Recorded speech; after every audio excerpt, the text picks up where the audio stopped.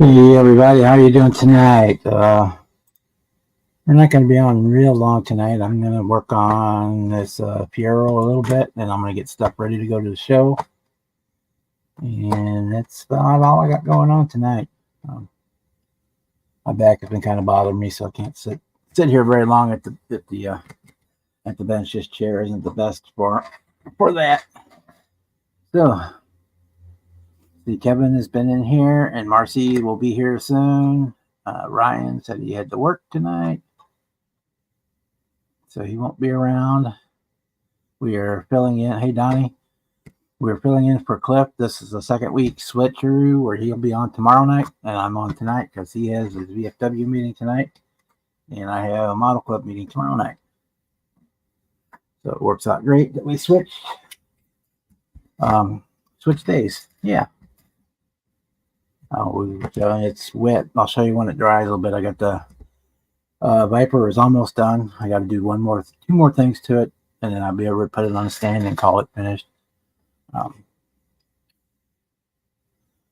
One thing I want to show tonight is on this one, on the badges, I put this bare metal foil on underneath of the paint before I put the paint on. So we go back and we'll clean that off, and that's the way to do if you have the fine script down on the car, something that you can't never be able to paint by hand or have a decal for. If you put the bare metal foil on it before you paint it, and you can come back with one of these little, dipped it a little bit of solvent and clean that off, and then paint just off of the lettering or the badge in this case, and you're good to go. And this is Testors Fiery Orange. I think it's Fiery.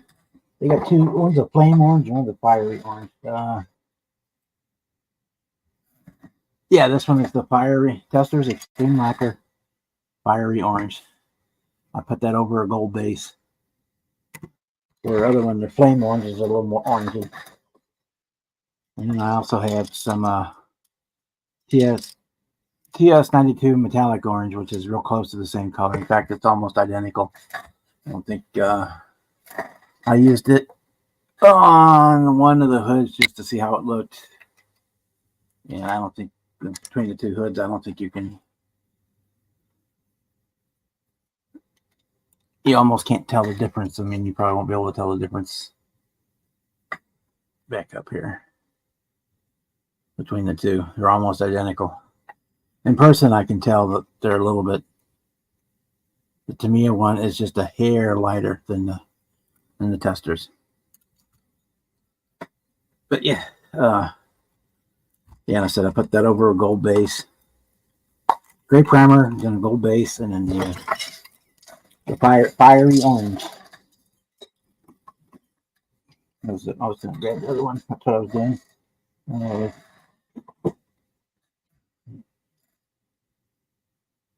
Here's their flaming orange and their fiery orange, flame orange. This one's a little brighter and this one's a little more brown. But I like it. I like them both actually, but probably would have went with the other one, but I don't think there's enough paint left in that can to have done the whole thing. I need to get another can of that because that's one color I do like. And then we're going to be working on getting everything cleaned up, ready for the show this weekend. Yeah, the IPMS show is in St. Louis on Saturday. It starts at 9 o'clock and goes. The judging starts at noon. So it's basically over by 2 or 3 o'clock. Because they don't do any formal award ceremonies except for like best of show type things or the sponsored awards. Otherwise, they just got judged and then they grade and they just put the medals right next to the models. So once they've done judging, you can pack your stuff up and go. Your daughter turned 40 today? Yeah. Well, I'll be 60 next year, so I'm not feeling exactly like a young chicken. I'm going to my great nephew's football game on Monday night, next Monday. Oh yeah, that's where we're at. That's what's going on. And you guys know the drill. If you'd like to join in the stream, just you have a working microphone and/or indoor camera. Click on the link that's pinned at the top, and we will get you in. If not, you can hang out in the chat.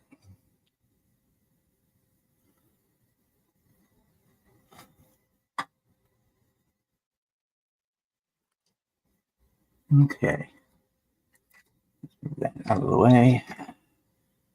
Get myself a piece of shop towel.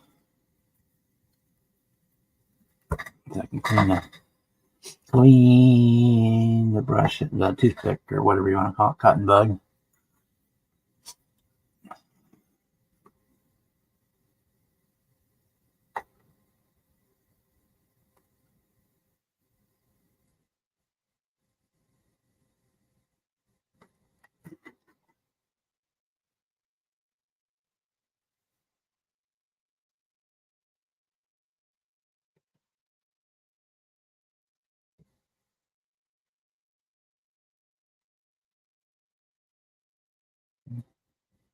Yeah, my back reminds me every morning when I get out of bed that how old that I am.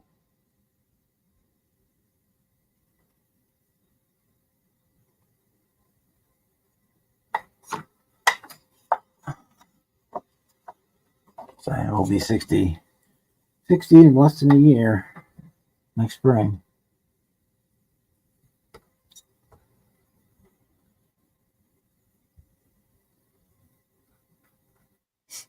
Mentally, I'm still 12. Let's get that straight.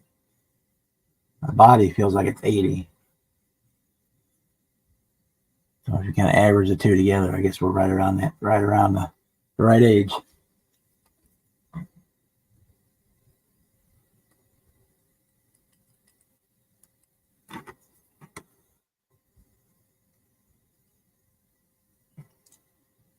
I bring it can't. Let's see. I'll try to bring it in, but I don't know if you'll be able to see what I'm doing or not, because it doesn't like playing up close and personal too much. Let's see if it'll focus on that or not. I'll like. Let's try. Okay.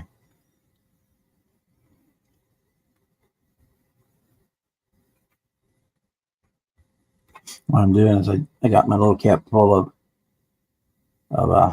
lacquer thinner.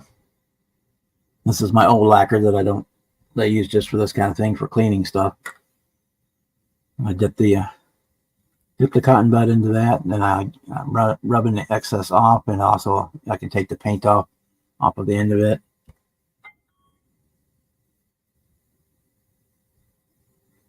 Okay. That was my brother.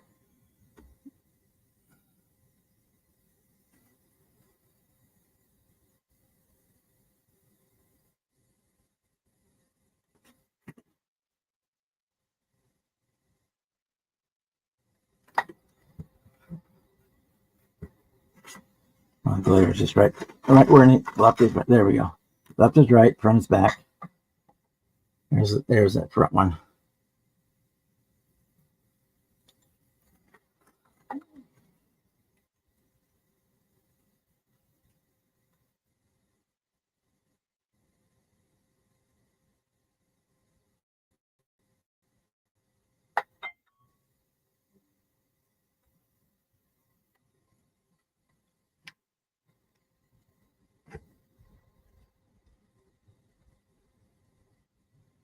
And I'll go in afterwards, and I'll put a little bit of black wash down in there so that it shows that's how you did it. I got a couple more to do on the side. Hey, Chuck, what's going on?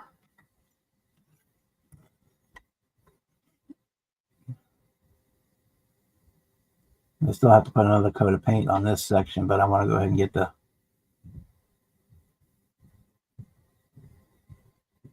this off first. That little wing panel there gets painted black, but I want to clean the.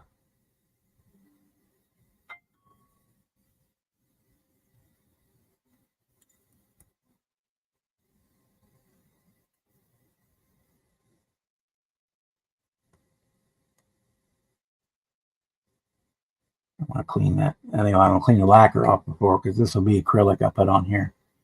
The black. I'll paint the mirrors black and stuff like that. The little fine stuff I'll paint with the acrylic. Probably brush paint most of it, 90% of it.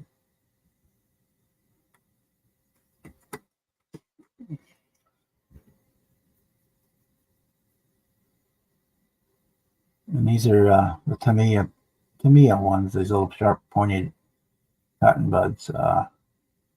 Most hobby shops carry them. If not, I think I got these at Hobby Lobby. They have them there.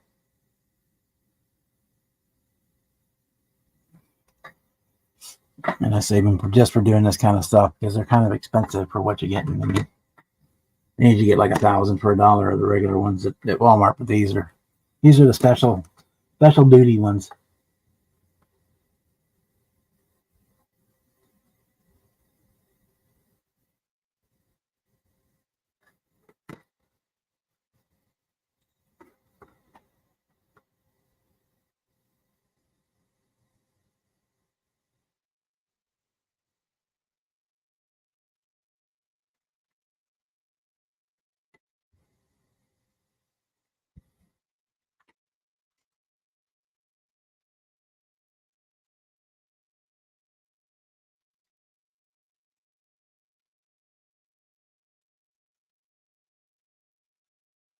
Easy. Keep one end wet and one end dry, so you can. If you need to real quick, sop up some that got where you didn't want it, or to clean up the extra or whatever. You know what I mean. You have to dry in there to do that, and then the wet end. Kind of the wax on, wax off.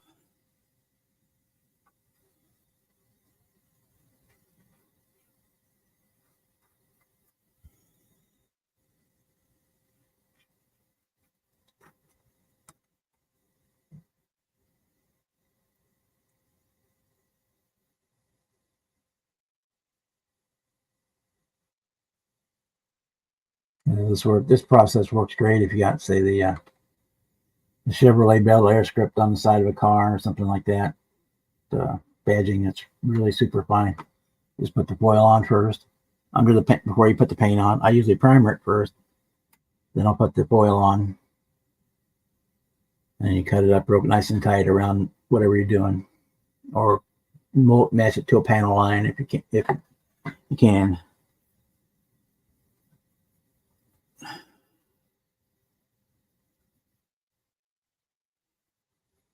Yep. My hands are getting worse, but I can still pull this off. But arthritis in my fingers, I notice it mostly when I try to play guitar anymore. I can hardly do that. So I play mostly bass anymore because, trying to play guitar, I can do a few chords, but I can't do anything nearly as well as I used to.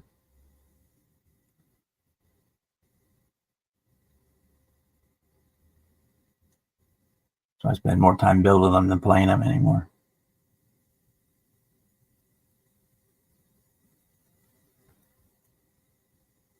Okay. That glossy paint is kind of hard. There we go. We can see it there. There's the ones on the side.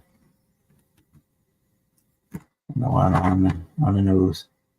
We got those done.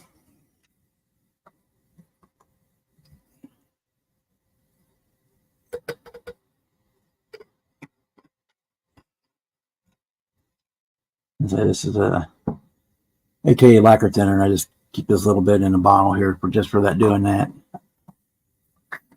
And you can tell my favorite color is blue because that thinner is basically blue. All right. Now, let's put you back up here so you can see more what's going on.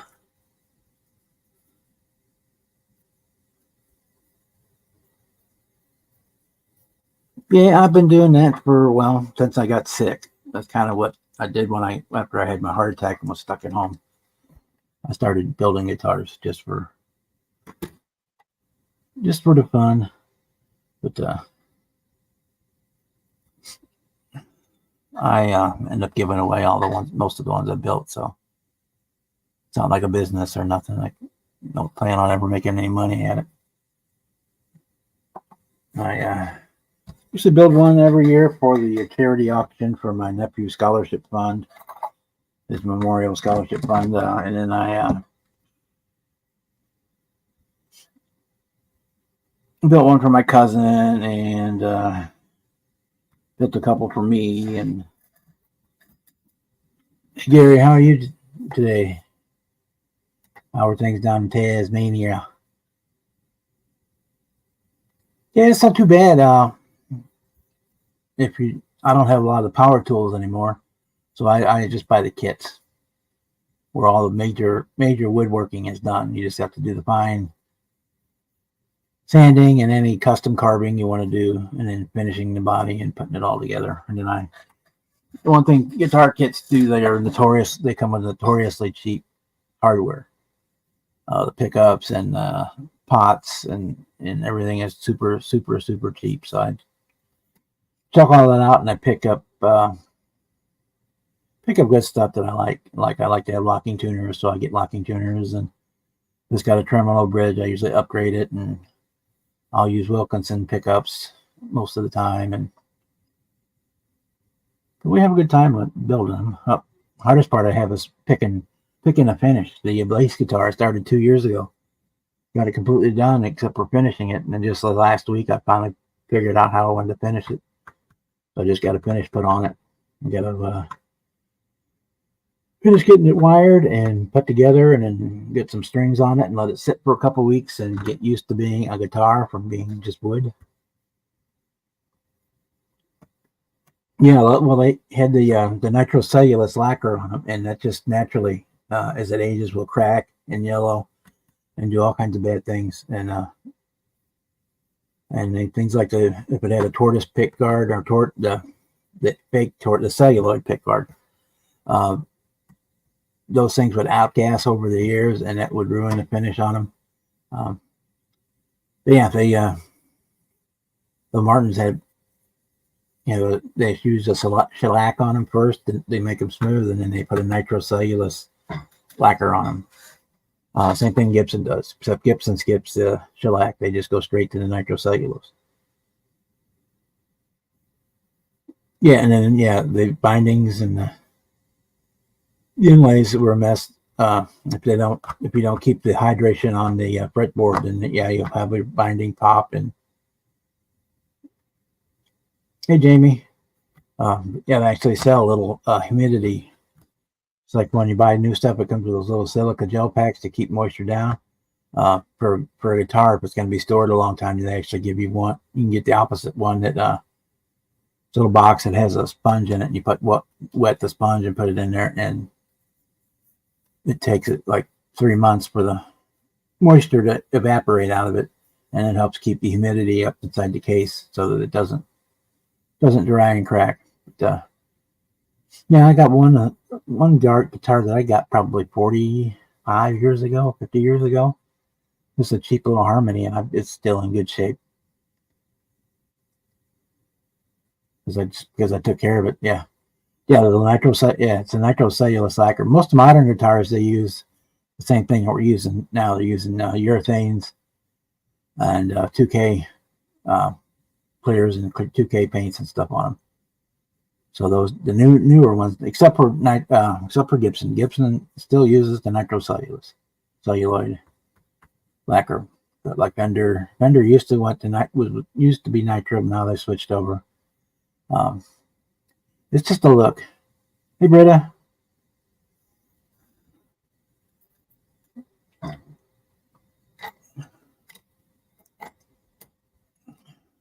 And nitrocellulose takes forever to cure. I think that's part of the reason that more modern guitar manufacturers and whatnot have gone to urethanes for the sealers and it clears, just because of that reason, that it takes forever for the nitrocellulose lacquer to cure and harden up, to be done.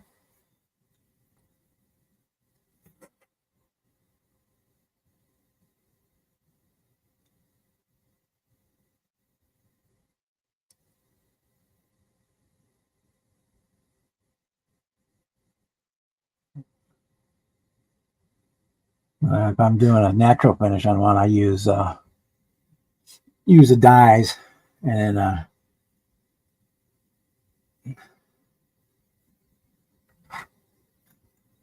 yeah, they go on really thin. You can actually get one that's like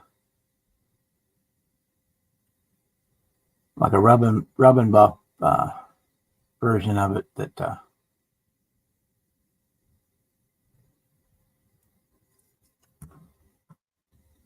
that you put on and sand off and put on and sand off. That's what they do. I mean, they just put tons and tons of thin coats of that lacquer on, let it cure, and then they sand it down, and then they put more on, and let it cure, and sand it down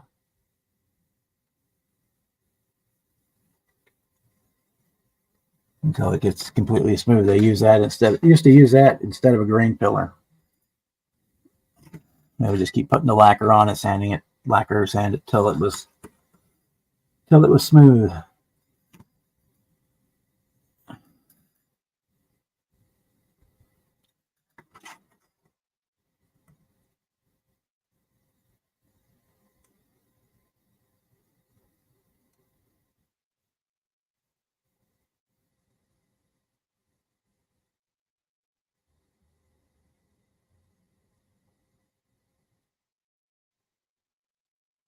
Yeah, I use 2K on them. I don't.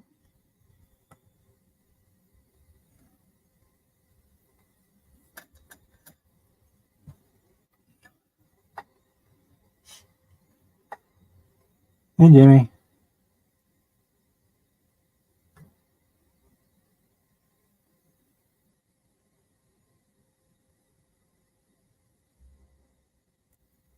Let's let that dry for a minute.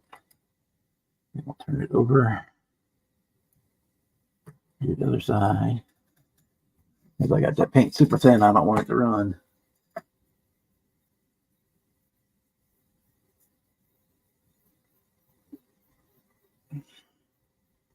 It doesn't really matter on electric guitars. It really doesn't. The whole tone wood thing to me, I think, is a myth.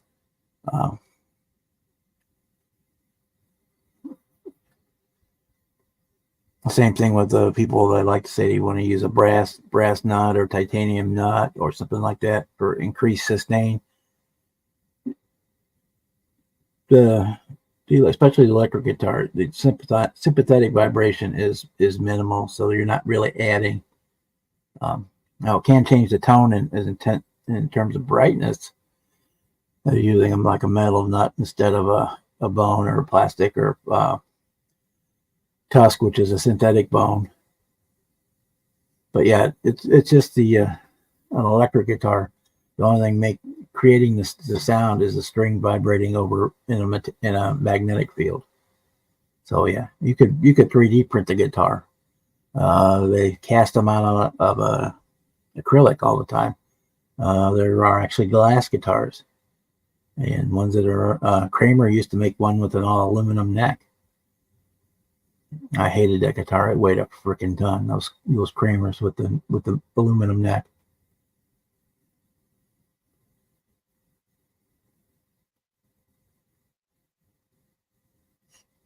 So on the guitars, you don't want the lacquer to dry super fast because you want it to become one with the wood, so to speak, or whatever.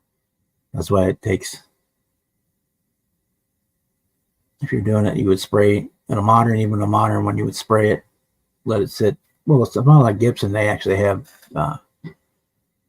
curing cabinets with the exact right temperature and humidity maintained all the time, where they can turn them around a little quicker.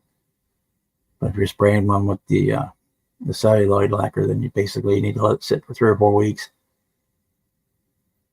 When you're doing it, you can sand it, let it dry a little bit, like an hour or 2 hours overnight, and then you can sand it and then hit it again and keep doing that. But once you get to your final finish, you're done spraying lacquer, it needs to sit for at least 3 or 4 weeks to really cure out, because lacquer, you can put lacquer over lacquer because it will, spraying a fresh lacquer will reactivate the old lacquer, so it'll keep pressing itself, and it won't crack or wrinkle or stuff like that. Especially when you're using the same mix over and over again. I been to the Martin Museum factory in Nazareth, went through the museum and did the tour and the whole works. It is cool seeing it all done. We've also been to the Wicks Pipe Organ Company, which makes some of the biggest pipe organs in the world. Toured that factory. It was cool too.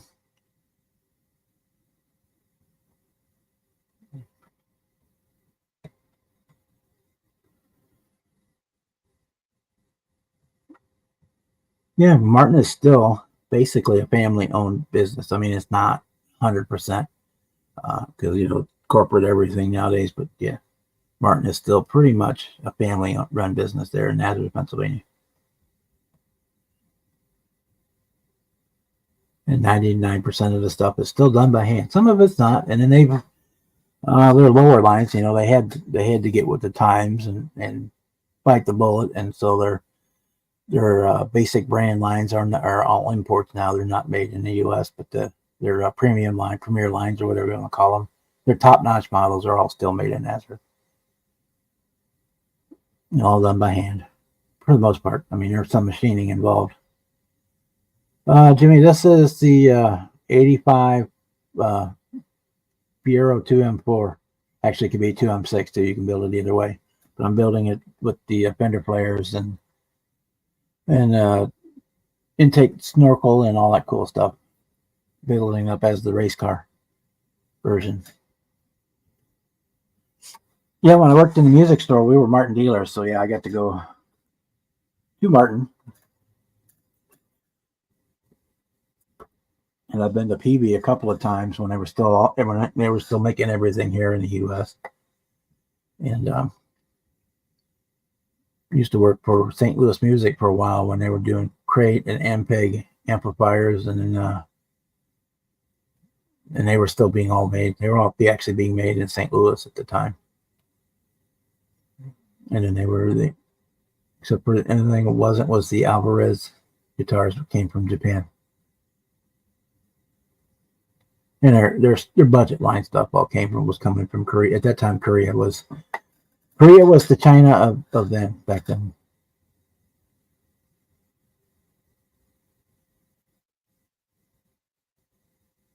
Can't remember. I don't think so. There's a couple of them I do watch, but I can't remember. Off the top of my head, I can't remember exactly who. Something Johnson, like I can't remember. Who's a insane guitar player. He can finger style, rock, jazz, blues, the whole. And then another one of my favorite guitar players is a lady out of Australia named Orthani. She's amazing. She can rock. She's another awesome guitar player.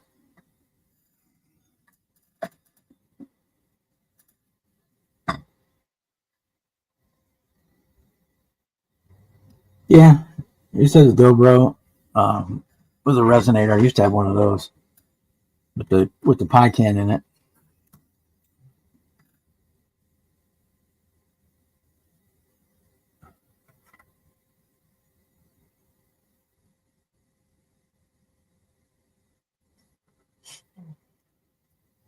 And anymore now, I'm pretty much more of a guitar collector than anything.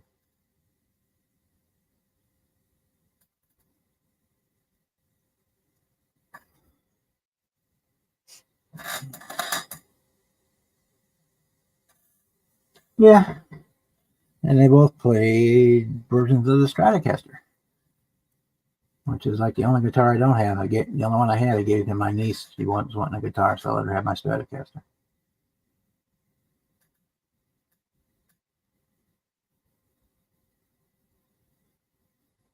But I kept my Marvin the Martian guitar strap that I had on it, because that was my Stratocaster was a candy apple green, so I had Marvin the Martian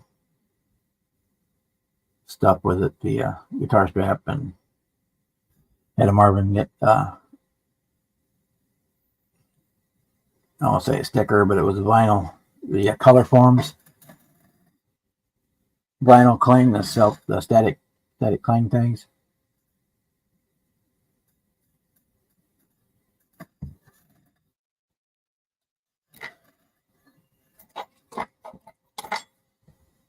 Too rummy.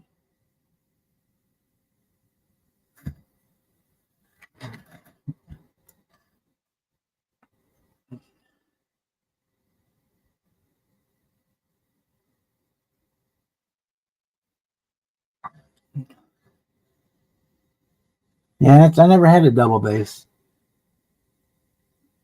I considered buying one a couple of times, but never did.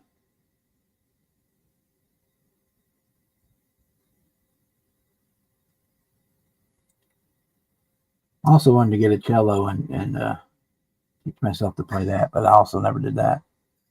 And now my hands don't work well enough, so that dream is gone.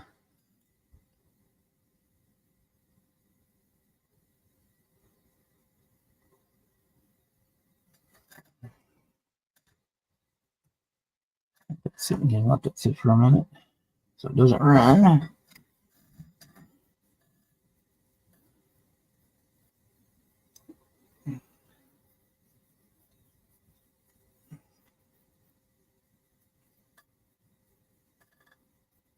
Yeah, I tend to pick when I paint them. I tend to pick some of the wilder colors. I tend not to go conservative on my paint colors. That's for sure.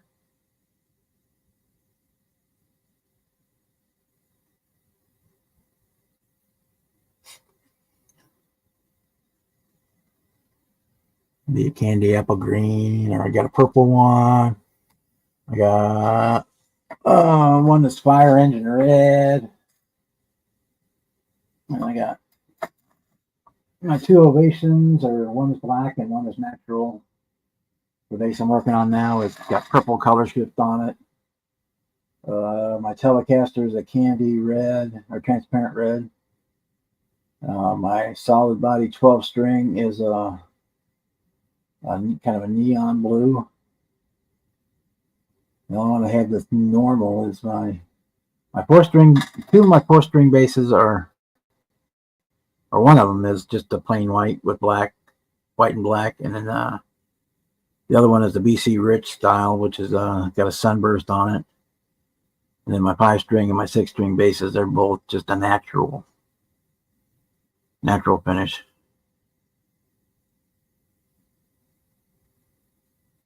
Well, see, that's what I'm doing. The bass I'm doing is an Iceman bass, which would be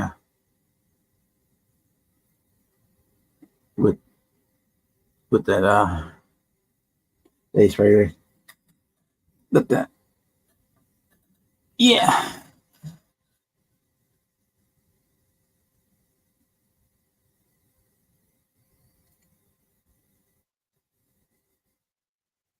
Yeah, Van Halen was just I actually got to meet him once at the NAMM show when he was just getting started, and he was just gotten his sponsorship with Peavey as or collaboration or whatever your endorsement, I guess, endorsement deal with Peavey when they were making the 5150 guitar amp.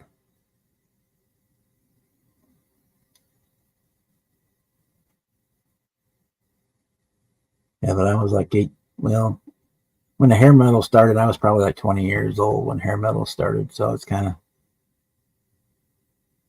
well, Jimmy's in Kentucky, or not in Kentucky, in Illinois. He's in Illinois by St. Louis, just about an hour from me, a little more than an hour.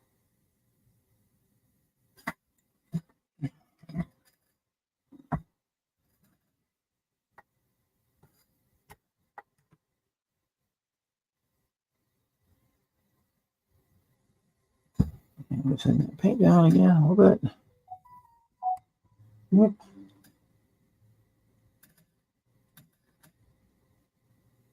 Ah, yeah. Speaking of which, If anybody's interested in being part of the Unified Scale Auto Content Creators group build, it starts on Sunday, the 15th. You can go over to their Facebook page and get more information, or I can tell you a bit more about it if you want. They are doing, the kit they're doing this year is 68 Dodge Dart Hemi, the Revell kit. And you could do either the 68 or the 69 Revell kits. The Dodge Dart, which kind of disappointed me, but that's okay. Can't always get what we want. Sometimes we just take what we get. Take what we need. Because I'm not a big Dodge guy at all.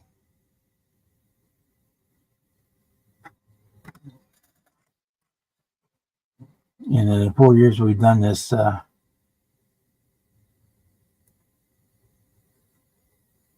this is the second Dodge that we've done, so I was kind of hoping that we'd do something GM.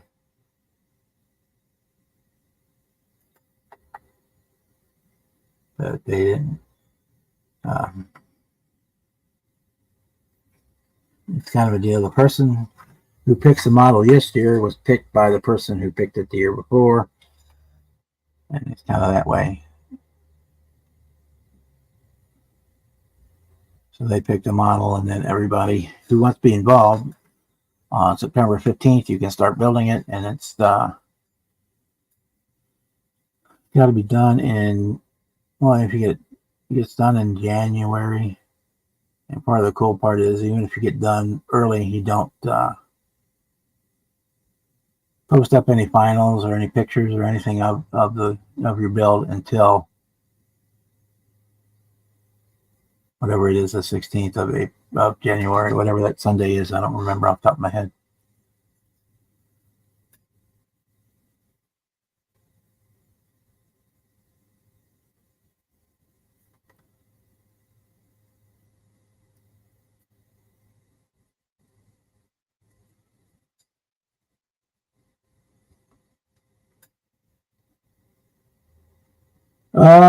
No, not necessarily. You don't have to join the group to do that.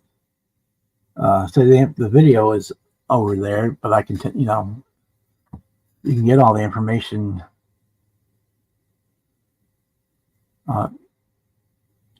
Anybody can give you all the information that you need. You don't necessarily have to join.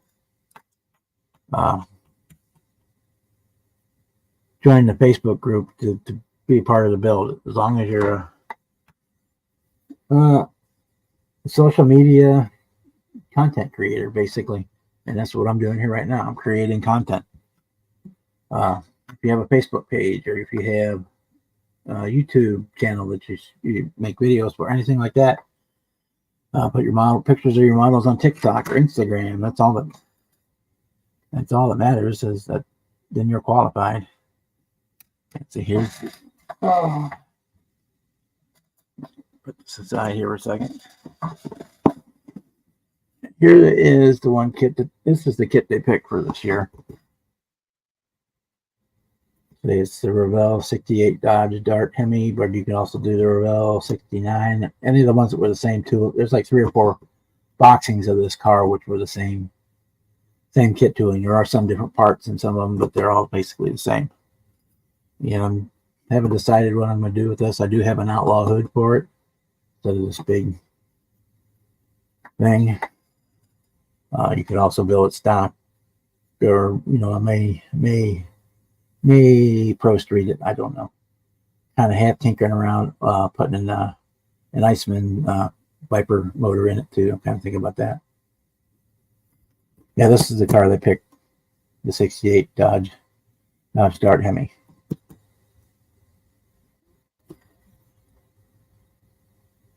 And I probably over the course of this week, you'll probably start seeing, or for sure on Sunday, the announcement videos from everybody, the start videos from everybody on this kit, kind of what their plans are for it.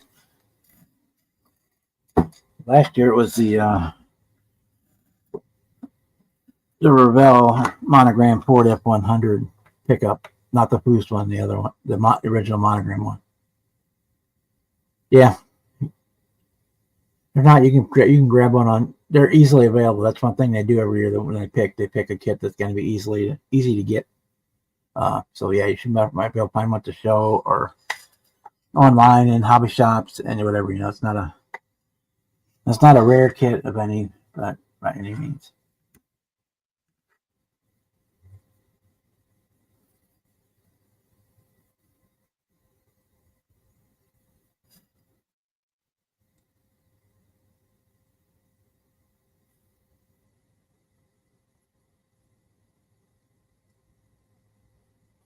But yeah, I was kind of hoping for a GM this year because we've done 2 Fords and two Chryslers now in 4 years. Because I'm hoping that they would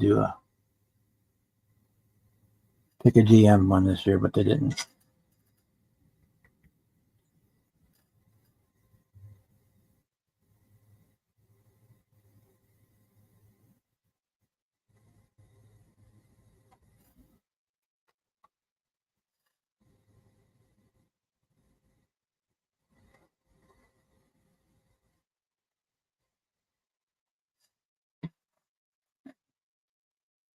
Hey, Leon.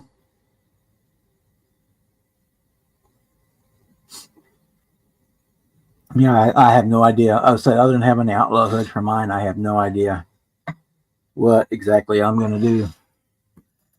I may Pro Street it. I don't know.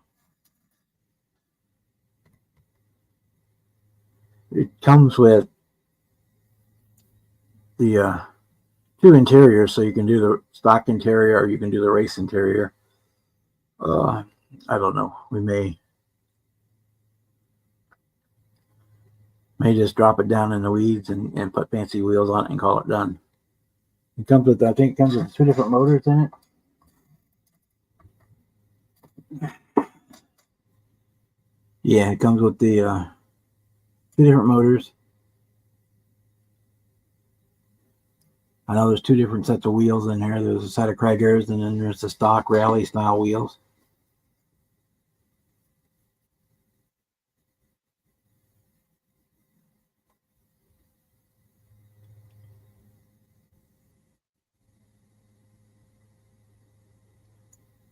This is the lightweight Dart GTS hardtop. And Chrysler noted these were intended for use in supervised acceleration trials and not intended for general highway use, and were delivered with no warranty. Huh. And it's got the 440 engine in it. And then there was a limited number ultra high performance darts equipped with the Hemi engine, the GTS, which is the GTS one, which is what this kit is. Okay, if I go retro mod, I'll probably put a Viper motor in it.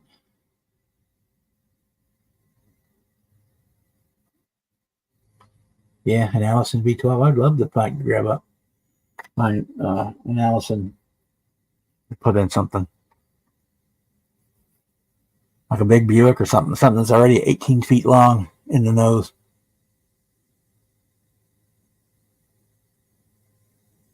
Well, that's what Dart would do. He would definitely go with the slant 6. In fact, he just built the one with the slant 6. He did the Barracuda. He did was put a slant 6 in it.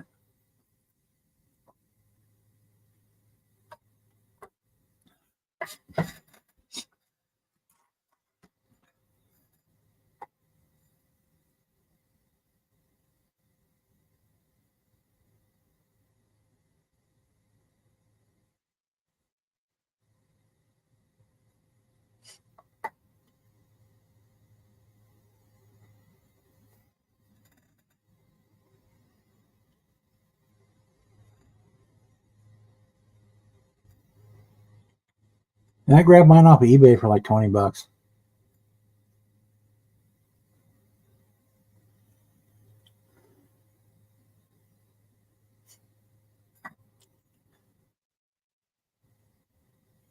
Because yeah, I didn't have any in my stash because I said I'm not a Chrysler guy. So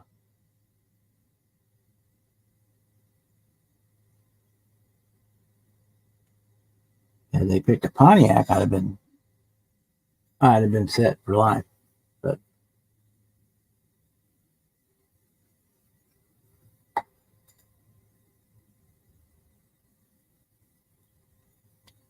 I have most of the Pontiac kits out there.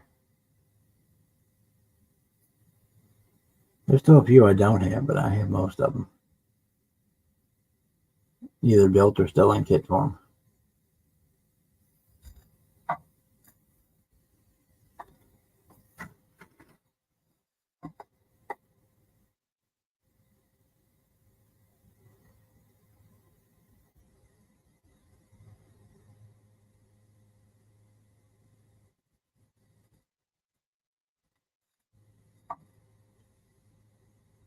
Yeah, but it comes with the. I think it comes with the 440 and the Hemi. I think. Let me pull out the instructions. So yeah, I got an Outlaw hood to go on it.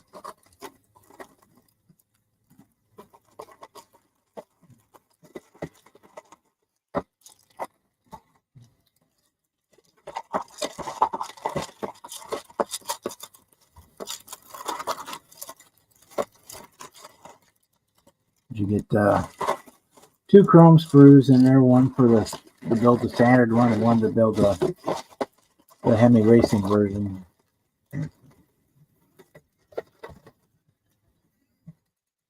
Here we go. Put some of the stuff back. Over.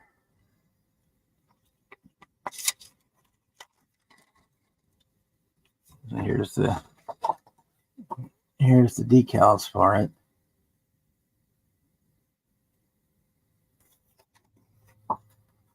So you've got you got your gauges, center caps, some underhood decals, the 440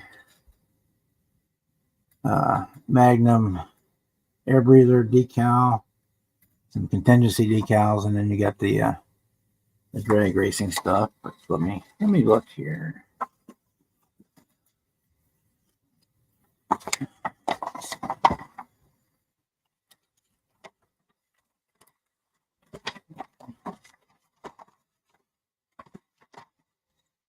Yeah, you could. It comes with either the 426 Hemi engine with the offset carburetor, dual quad carburetors on top, or the 440 Magnum.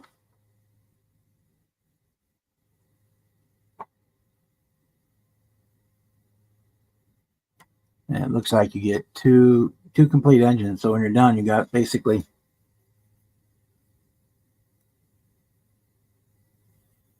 it looks like you got 2 complete engines.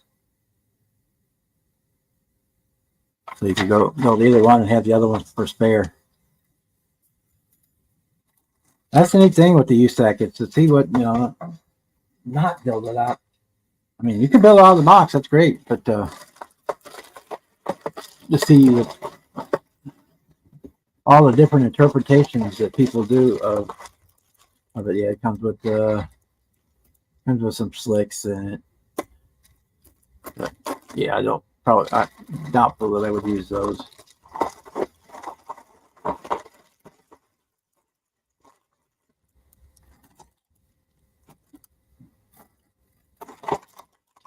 Yeah, that bill starts on Sunday and it runs through the middle of January.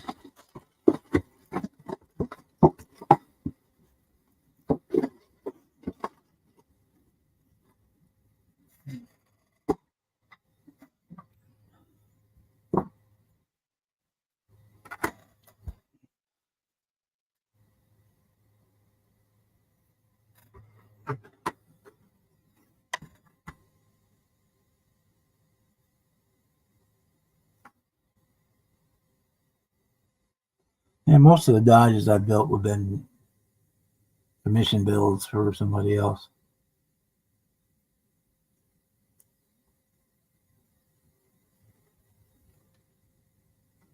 They're just not something I tend to build. Same thing with Fords. I mean, that's just for a group build or something. I rarely do a Ford.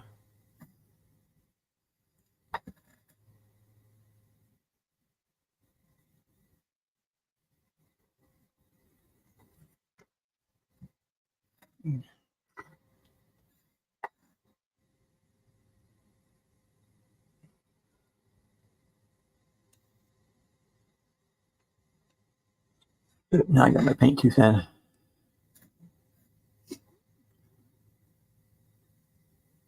Well, you can be. You can do that, Jimmy, if that's what you want. That's the whole idea, is to build it the way you want to build it.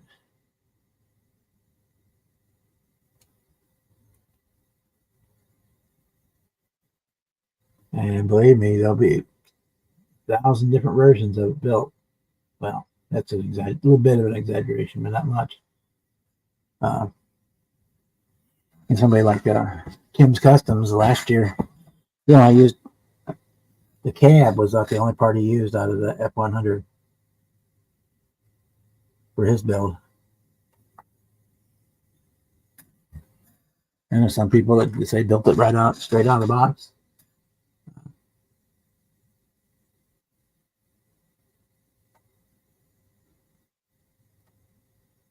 I built mine. I put Camaro wheels on it, lowered the body on the frame, and put a big Chevy LS motor in it because I had it. That kit came with the Cobra motor, so it didn't come with a bad motor to begin with. But I set it up to do the flip forward hood on it instead of the regular one, which several people did that. Because that one just works so easy to do. I mean, you can even use the same kit part. You just move the, wow.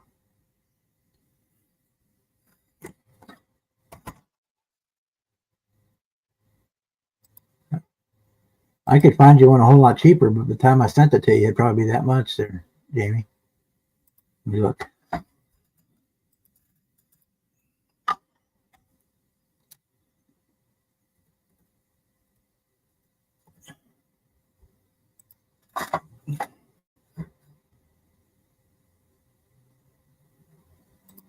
Let's see. List view. Price and showing price plus shipping. What was first?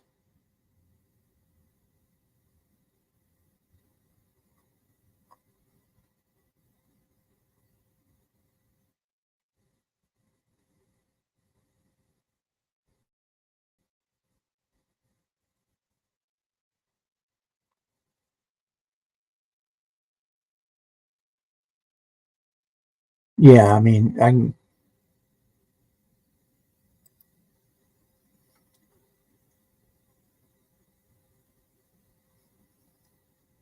I can find them for $15 and $10 shipping here. But by the time I would buy that, and then probably cost another $15 to postage to send it to you. So yeah, you'd be right at $45 there.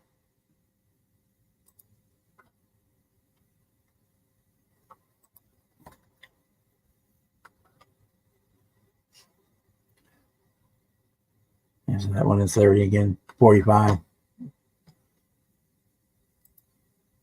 It's about the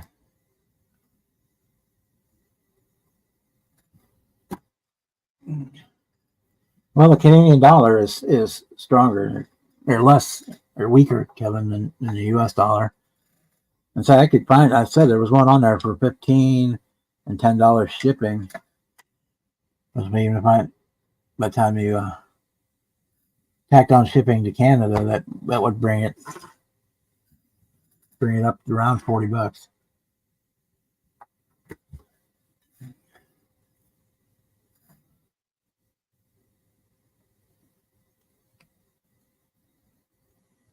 That's if you didn't get hit with the black tag for customs.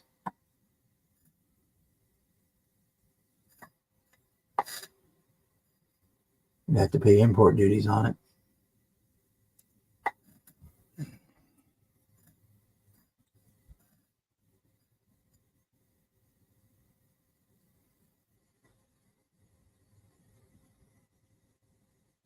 Yeah, mailing stuff to Canada is not cheap.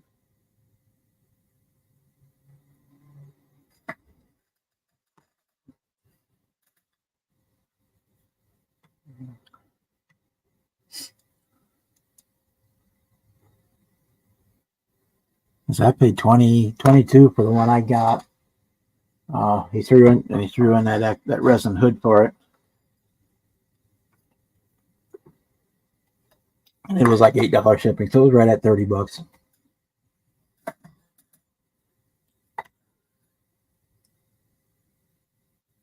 which wasn't a bad deal.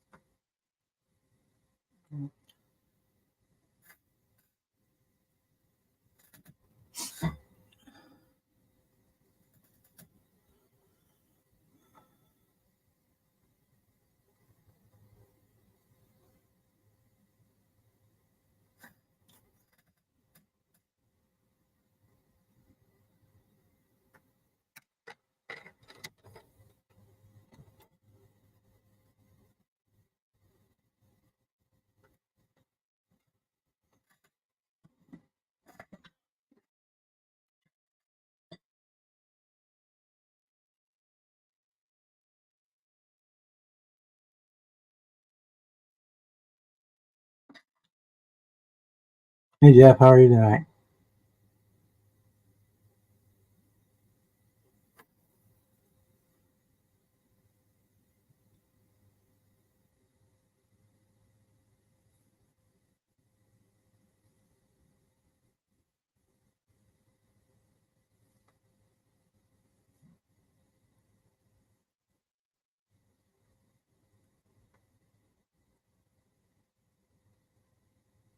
My back is killing me, but we're here. I'm gonna start packing up for this, getting stuff packed ready for the show tonight. After I get to finish getting the paint on this one.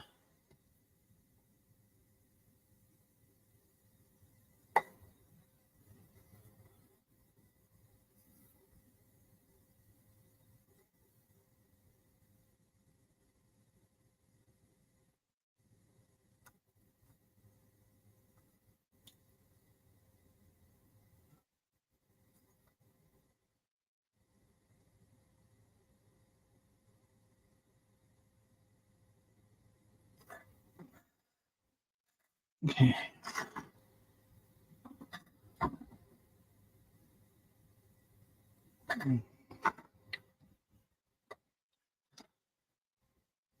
Yeah, we're getting the seasonal weather change here, and it wreaks havoc on my back every year. We'll survive it, but it makes things difficult.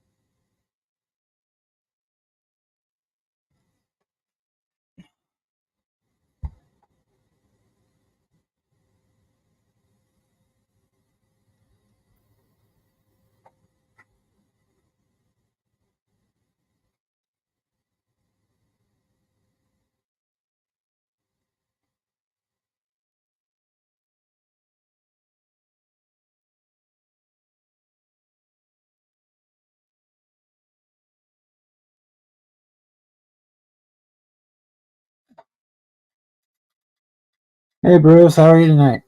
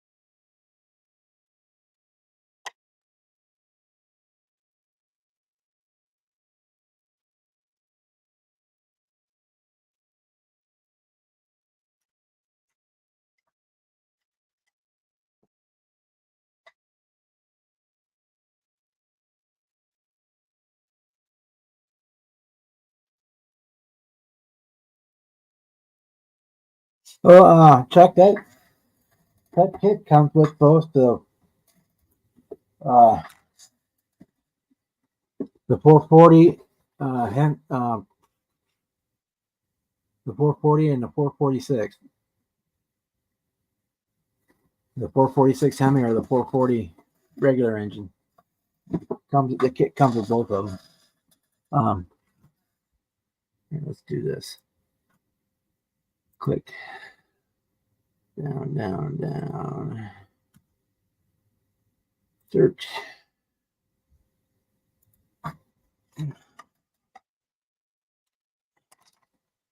IBELL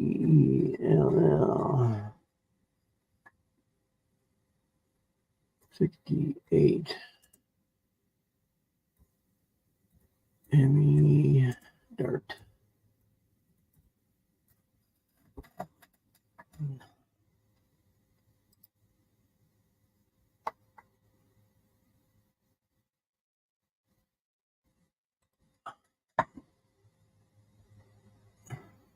Let's start 68 instead of typing 69 in, dummy.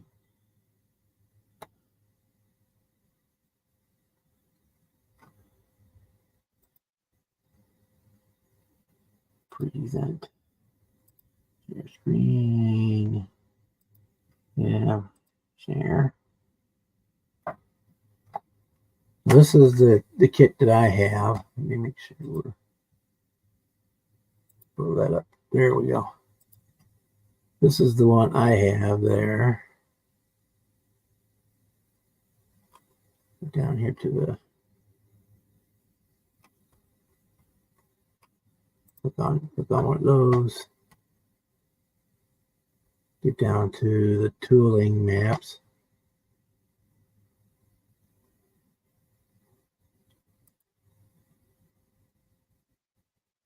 You could do the 69 Dart DTS from Revell. That's one of them. The Mr. Norm 68 Dodge Dart. That's the same kit. With just some few different parts in it. The Dick Landy 68 Dodge DTS with figure. That one is the same one. That one, you can use that one. And then this one's been released 3 times, which is the one, that's the one I have. The special edition one.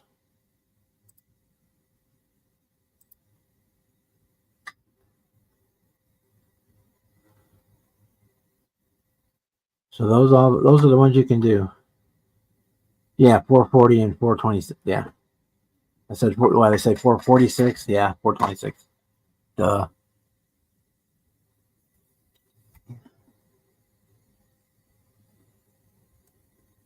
Like I said, I'm not a Dodge guy.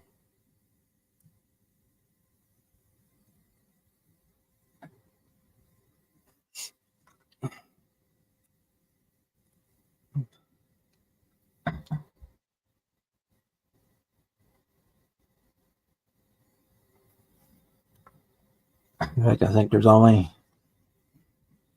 let's see, in my stash there is one Prowler.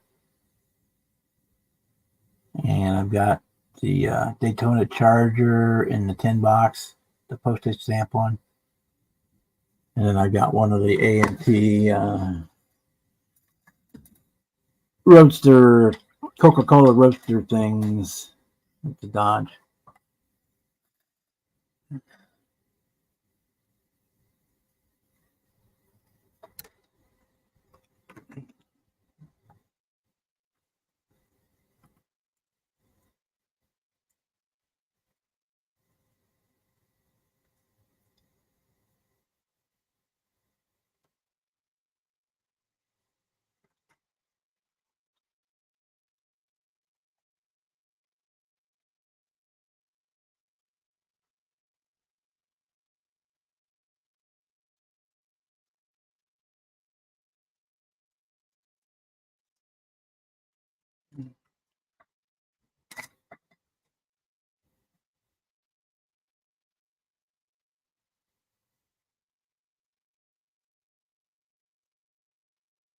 On what?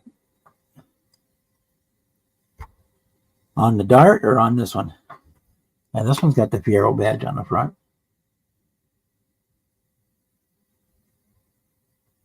I'm working on cleaning the arrowhead on the side off now that I've got the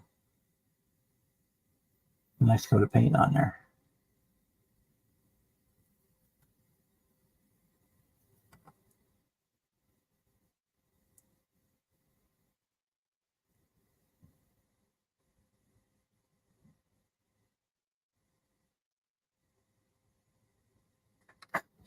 There we go.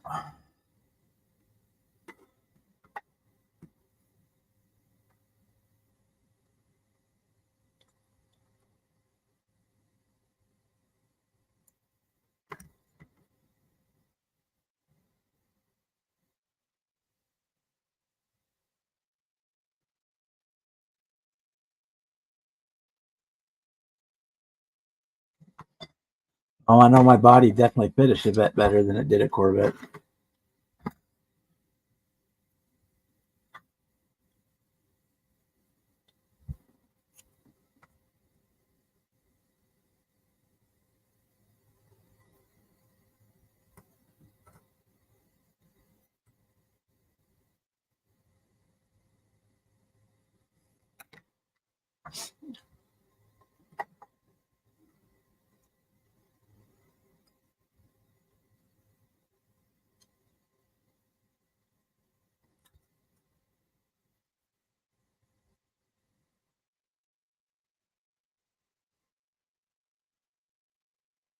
Yeah, the only bet I can afford is a Hot Wheels.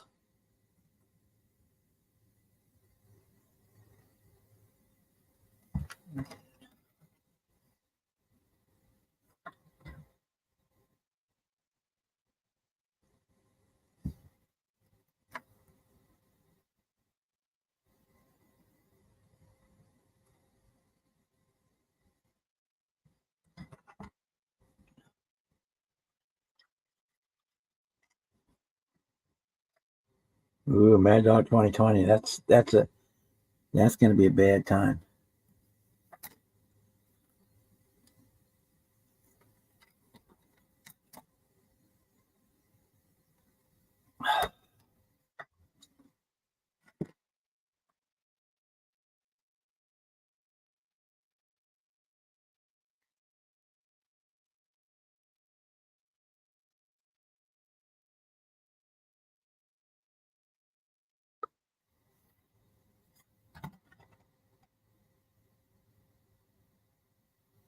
Yeah, that's true. A Chevette is not going to be cheap anymore either.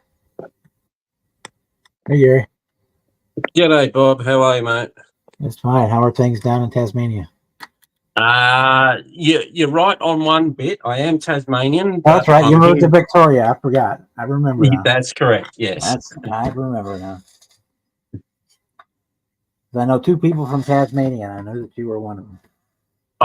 Okay. The other one lives up in North Queensland now, too. He doesn't live in Tasmania anymore either. Right. Okay. Which is about as far away from Tasmania, I guess, as you can get. And still be in Australia.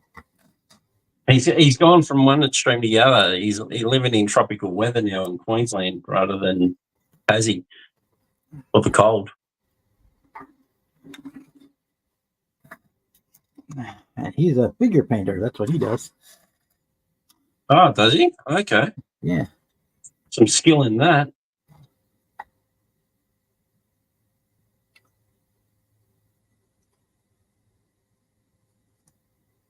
That's for sure. Yeah, he's a nurse by profession, but that's what he does for his hobbies. He does figures, sci-fi stuff and figures and stuff like that. Yeah. Yep. 3D prints all of this stuff. Okay. His name is Keith Purcell. Not that you would know him, but No, I was. it's not like it, well, the other 9 people in Australia, you know.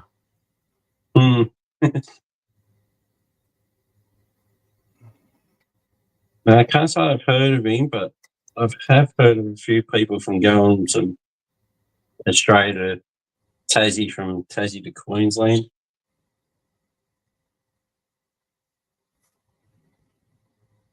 I'd rather stay away from Queensland. I'd rather Tassie. And the only other person I know from Australia is from Adelaide, and I keep telling him, when are you going to move into a big town? Of course, I know Adelaide is huge, but Yeah, been to Adelaide. That was only to watch sort of like some car racing there. that's what he's big into. He's big into the IndyCar, Formula car racing stuff is what he's into. I haven't talked to him in a long time. I need to call him. Well, I think up at Adelaide they had the V8 supercars was what we called down here. The Adelaide 500, I think it was called.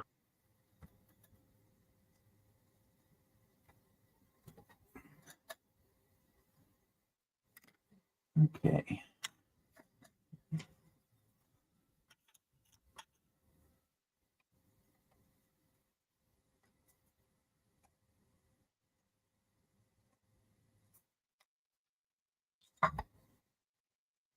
I don't watch it anymore anyway.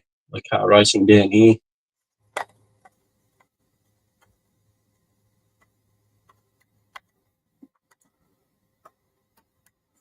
Not like what it was used to be. I used to follow a little more when we had a dirt track here in town, because that's what you did on Friday night was go to the. It was the only thing to do in a small little country town was to go to the races. But I don't really follow it anymore. Yeah.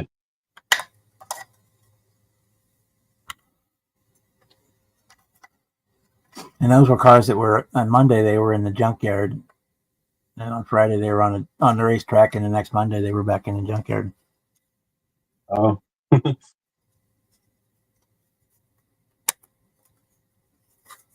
Now, see, in Australia here we had the Holden brand.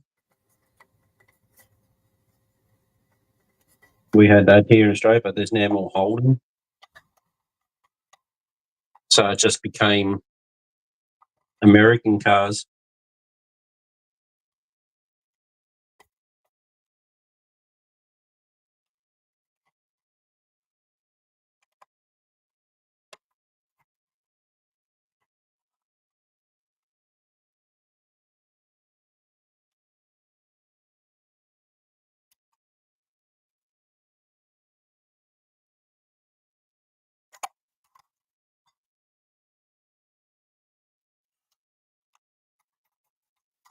And it's a tight tolerance. Okay.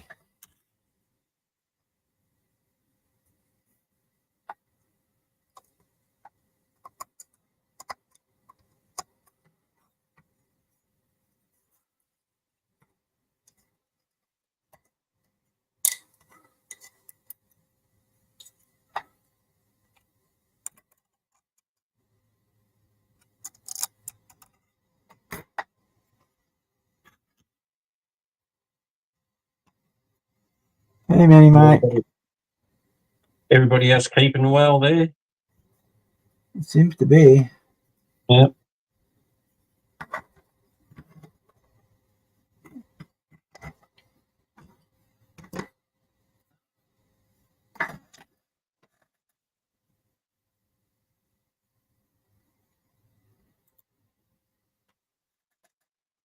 We got the Fiero in paint there, Mike.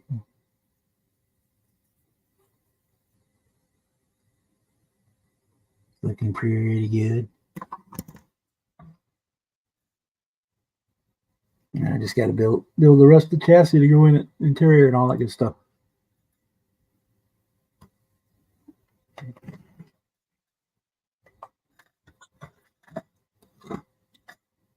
And I get this freaking nose piece fitted, and I'm gonna start cleaning up models to take to the show for this weekend. Oh, you're off to a model show this weekend? Yeah. The St. Louis IPMS show is on Saturday. Okay. You got any cars you're going to enter? Yeah, I'm going to take probably 10 or so. Probably about 6 or 7 cars. I'm going to take my Draco the Dragon, and then I'm going to take that Phantom that I just built. Okay. I don't know. It might take one or two more. We'll see. Yeah. Well, good luck with it. Yeah, I'm the kind I don't care if I win or not, or as long as I have a good time, that's all that matters. Yep. If you do get an award, that's great. But how did you do that?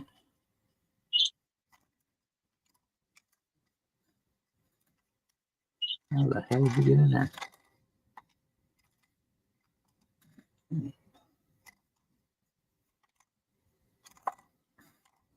I couldn't do that again if I tried. I'm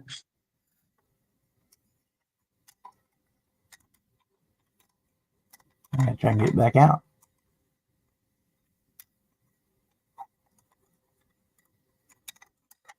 Have you entered cars before, Bob? Oh yeah.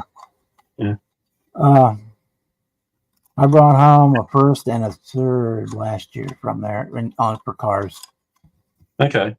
and then I bought home three thirds for airplanes. Oh yeah.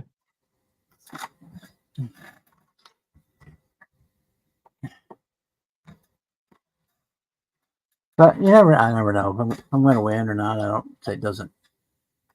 It's more about showing them and having a good time and Yeah, catching up with the boys and stuff like that. seeing what's going. Seeing other builds, and I usually do pretty well in the raffles too. So Okay.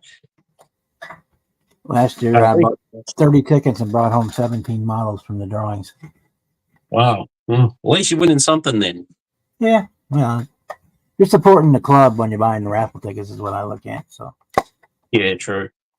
if I don't, same deal. If I don't win anything, that's fine, and just happen to work out. But they drawed my numbers quite a few times.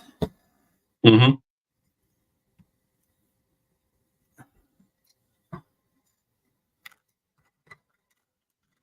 Yeah, the hardest part for me is deciding what I'm going to take. Okay. It used to be whatever I had built since the last show was what I would take, but that's too many models now because I'm home being disabled, being stuck home all the time. Too many models to keep it with. So you gotta pick and choose, and then they will only judge one model per category per year. So what are their categories? they have. I can pull it up. Let's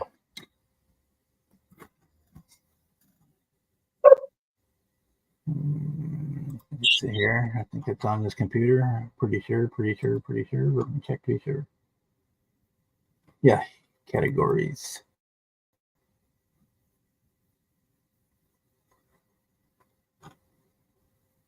Okay, let me go back over to here. And here's Jimmy. Present. Share screen. We'll be right back. There we go. Share. Go back here. Make sure we're blowed up.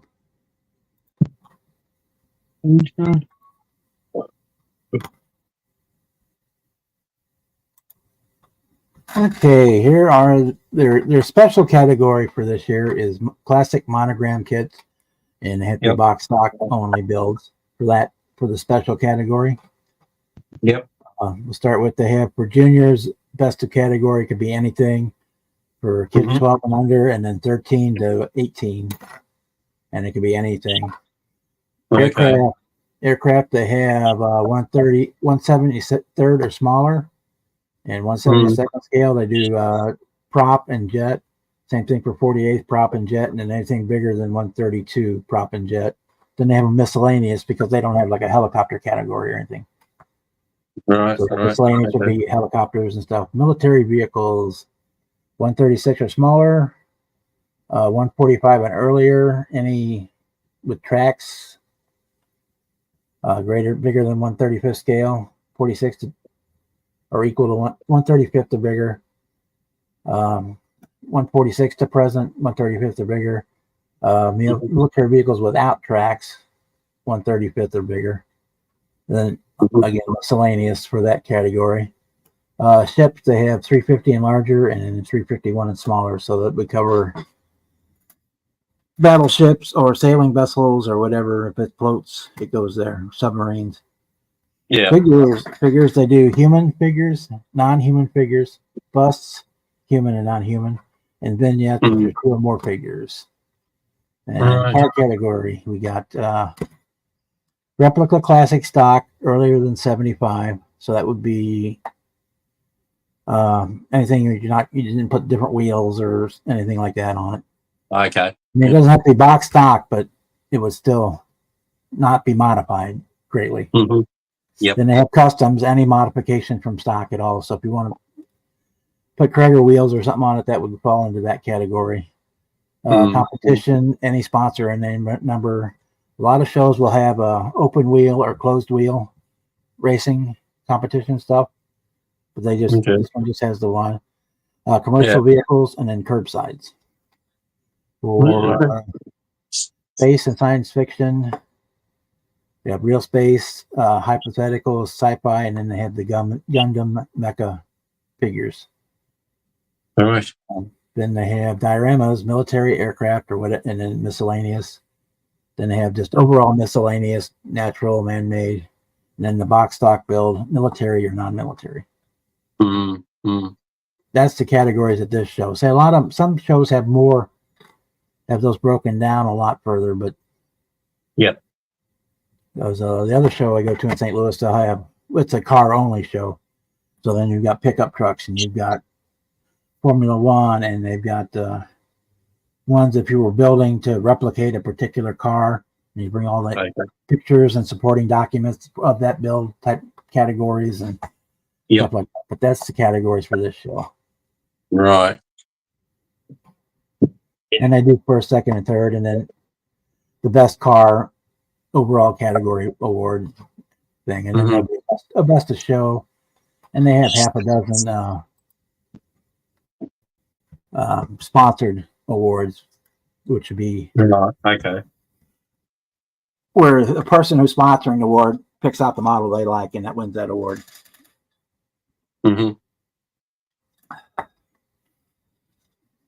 Like they do, I think they do the Elks Lodge Award because they're having the show at the Elks Lodge, and so some of the representatives of the Elks picks out their favorite model and they win that plaque. Yep.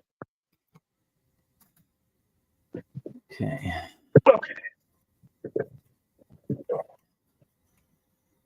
But as far as taking stuff to show, I mean, the flashier the thing is, the more attention it will draw. For a people's choice type award, but in an IPMS where it's judged on the actual car, then it's attention to detail and whatnot. Yeah. Let's see. Actually, little bastard. I'm actually start picking out what I'm going to take. Start cleaning them up.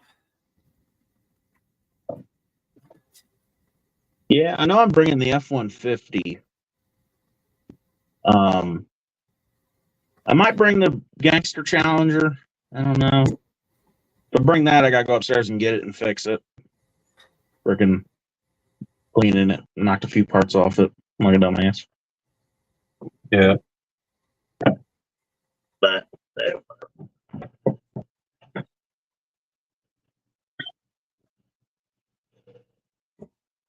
I'd have to strip the Cadillac. I'd bring the Cadillac, but that's sitting in the pond right now.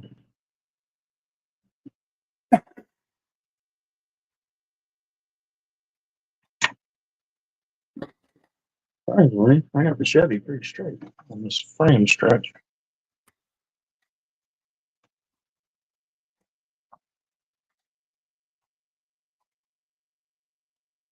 Some more glue up in this thing. Here.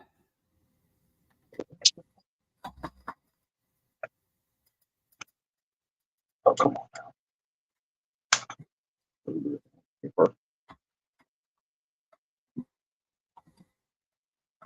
Okay. Is that all you're bringing, Bob? Oh no, I'll probably take about 8 or 10.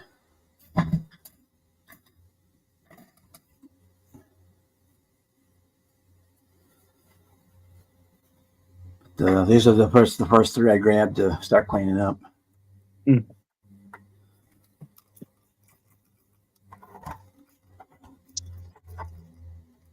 I'm gonna have to go get mine here in a little while and start cleaning them. Fixing one of them. Cool.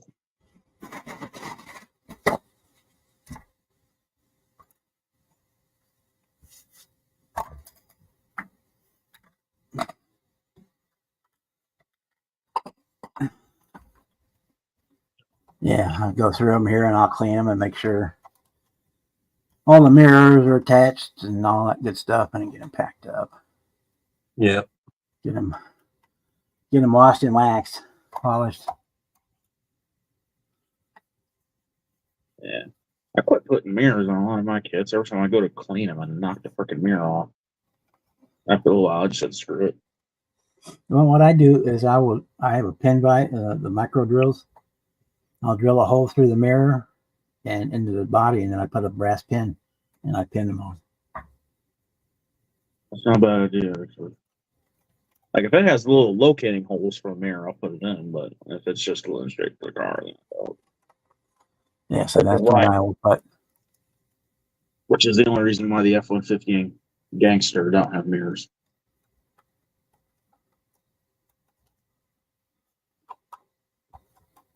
And yes, the kits I like, the kits I did the best on getting names. So this one will be, there we go. This one will be my box stock entry. Goes into the box stock category. Okay. That means I go to another room and dig up the instructions. Because when you do put a box stock one, you have to place the instructions with it so that the judges can look at the instructions if they want to make sure you didn't change out parts or whatnot. Oh, yep. Original. Yeah. The only thing you can really change on a car for box stock is decals. You can use different decals. Yep. Can't change the wheels or modify it greatly. Anything like that. You can't. Can't even change the color. Well, you can paint it whatever color you want. Mm. You can put different decals on it. You don't have to use the decals that came with the kit. But wheels, tires, engine, all that stuff, interior parts, all has to be what came in the kit. Yeah. All right.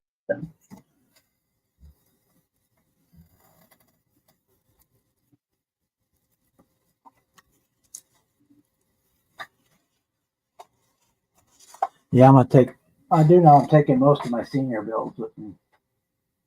You'll get to see all of those, Jimmy. Oh, sweet.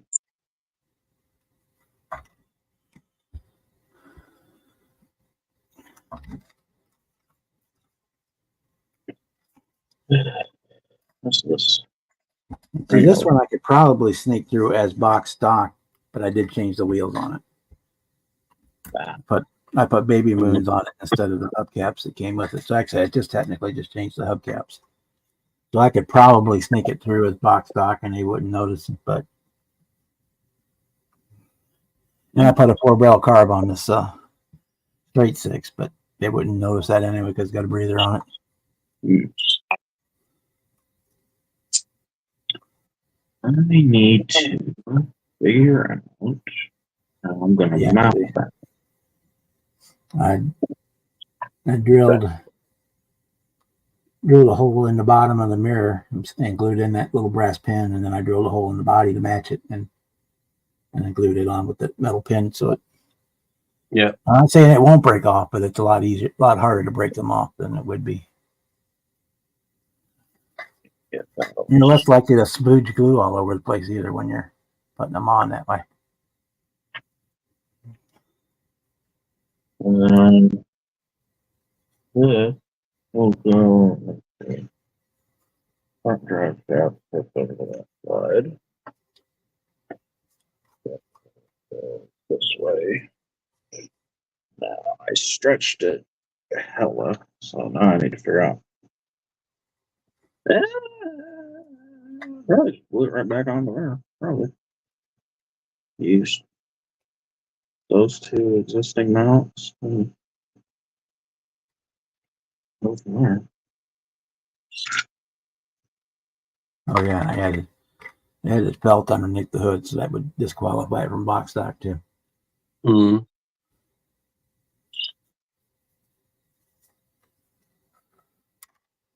But that's okay. I got one for box stock. That's all I need. Grab that plan and then let me figure it out. I might have to do some adjustment. So,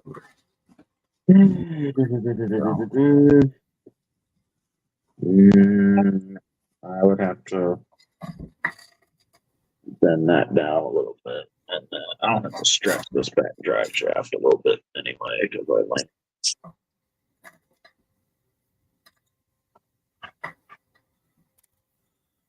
of course, this one is way customized. So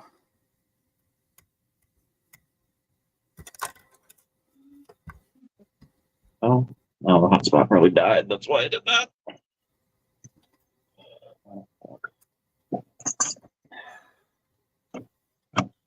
hey, Juan, how are you tonight?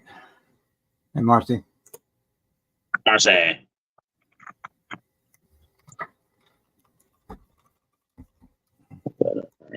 Well,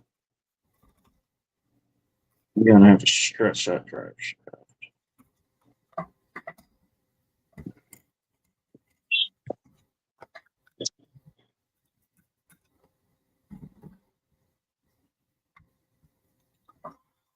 If anything I've Cut it taken, right there. if I would have one that I hope it wouldn't win a medal, would be this one, Oh yeah. the Terry's Toy Camaro. I like the color.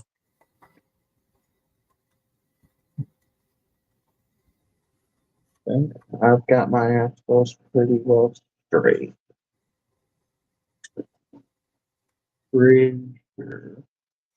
My big dilemma with doing cars at the show is whether they have the hood on or the hood off.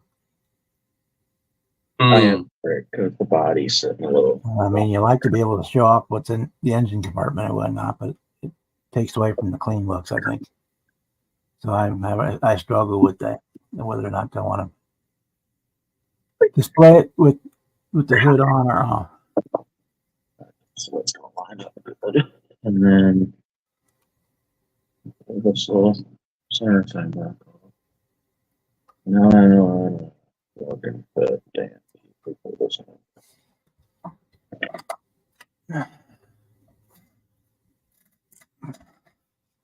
I shouldn't have to replace this drive shaft. I'm pretty much to the point, unless I did something just really outrageous under the hood, I'll leave the hood on. Yeah. Yeah. Or I'll start with it off, and like halfway through the show, I'll go over and put the hood back on the model. It looks a little jank, but it fits. Put these little card holders, put the hood on so the hood sits upright. All right. Yeah. So the hood, put that next to the car with the hood on it. Mm. One that'll stay. This one doesn't want to stay. It's top heavy, and it'll go that way. Yeah. I know I'll have to leave the hood on the F-150 if I bring it. I don't think I painted the underside of the hood on the F-150. Which don't matter. Or I'll just have it laying down flat next to it. Yeah, you can just lay it on the table too. Yeah. So yeah, this one, even though I've got 3D printed carbs and all that good stuff down in there, I will probably have the hood on because I just like the way it looks better with the hood on. Mm. Good looking car.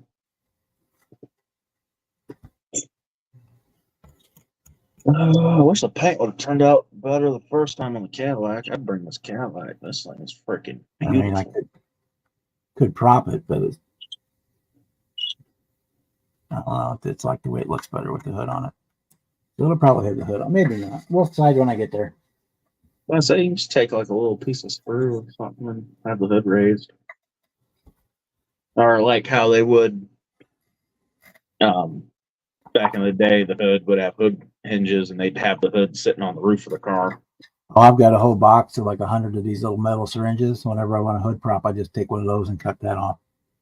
Yeah, The syringe off, and you throw it in there, and that, use that as a stain because it's stainless steel, so it's already nice and chromy, shiny chromy. yeah. Back in the day with the hoods, they wouldn't be attached. They just set them on the roof and Yeah, put the whole hood off, so you can display it like that.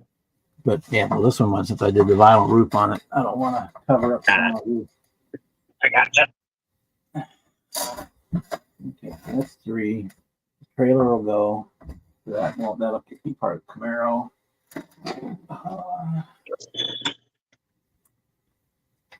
Anything else upstairs I want to take? Bring in the Challenger and the F-150.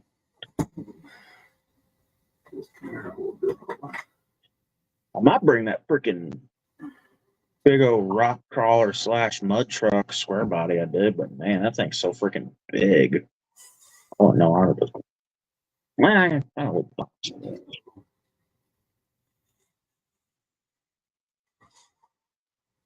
It's got RC rims and tires on it, though. That's my only. And they're not on there very well. I might bring it. Just have to bring some glue with me in case I fall off.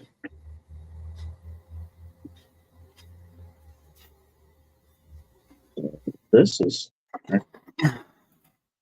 This one will be my curbside. I'll do 2 curbsides. Just because the hearse is a curbside.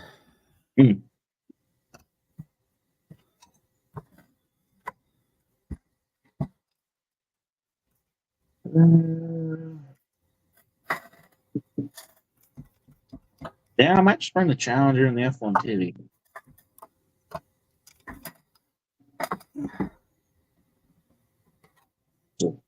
Wild. The 2 best kits I have are an F-150 and a Challenger. Hmm. And I'm a GM guy. Ooh.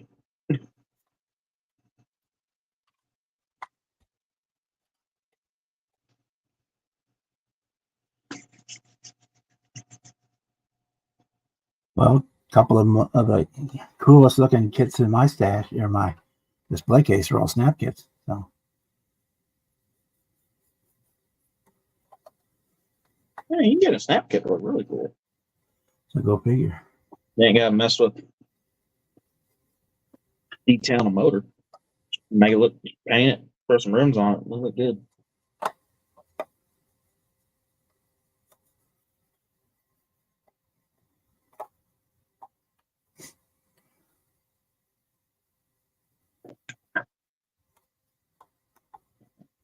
I got that 68 Pontiac GTO, that AMT hardtop Craftsman Plus one I just released. Yeah, I got one of those in the stash. I'm gonna do it. That's Actually, kind of on the curbside and just glue the hood onto it. But I've seen a couple photos of the 68 GTO Kevin Hart has. It's like a root beer brown with some gold wheels. Man, I might cut some stuff off that frame and shove a supercharged 632 in it.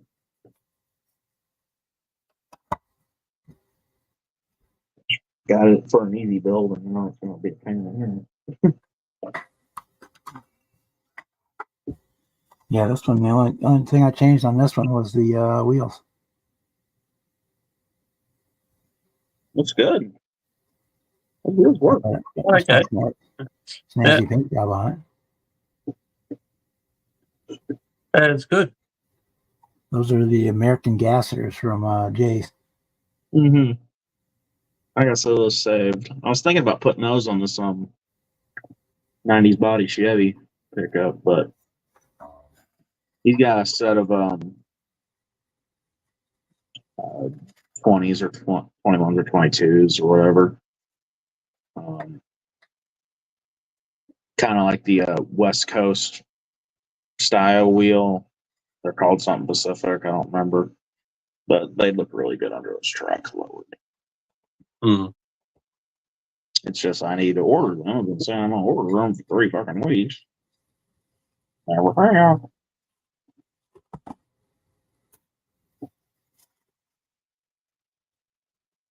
Because I am a cheap bastard.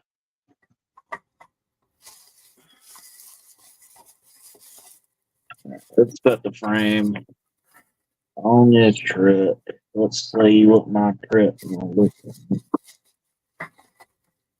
You know, make sure my frame is straight.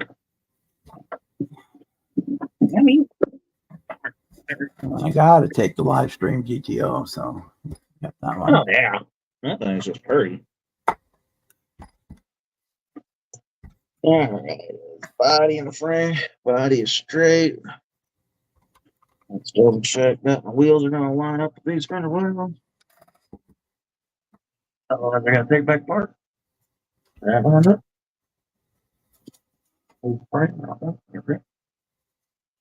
See, this one I know I'll probably do with the hood off because I got that LS supercharged. Plenty of color in it. Okay. Sweet. Wheels on the line up. Now that one will come have the hood off. Let's take the frame off. Let me get this piece off. That's what we'll get.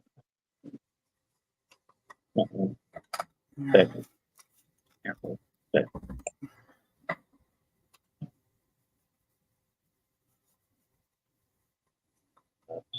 Get 2 of these tires. Tires. I use this Meguiar's waterless wax and shine is what I use to clean out the kit for the shows. And it smells good too. Makes my workshop smell good. Yeah, I use the McGuire's as well. I used some bitch. Will you stay? No, what's the other one? Another one. Stay. Synthetic quick shine. I use that one once in a while. This is like a wax. I only use it like once occasionally. Yep. That's chemical guys. But for average cleaning of the models, I just use the Meguiar's. Yeah. I'm gonna have to sand that off anyway because that one's I don't matter. Set the truck down apart. Let's make sure. My bed. What? Actually, I'm gonna untape the bed for the body.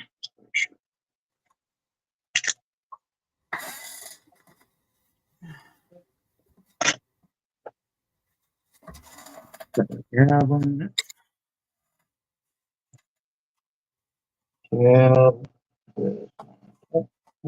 That's pretty well.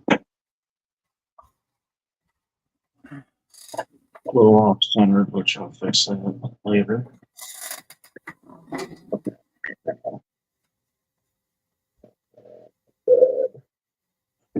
What's the bed? Something.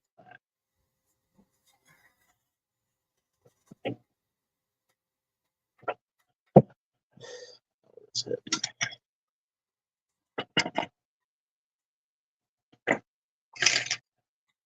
There's my first right here.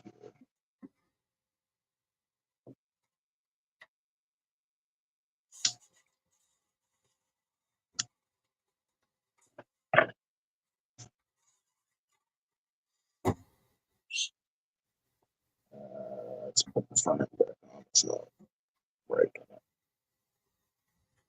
it. This frame is not very stable since I've cut it.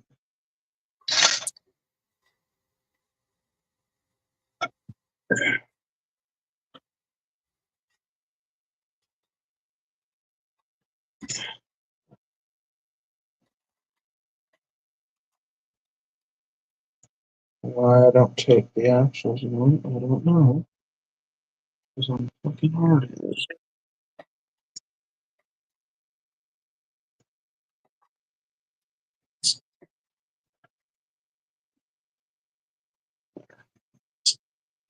Looks like it's going to be 12 cars. Bringing 12.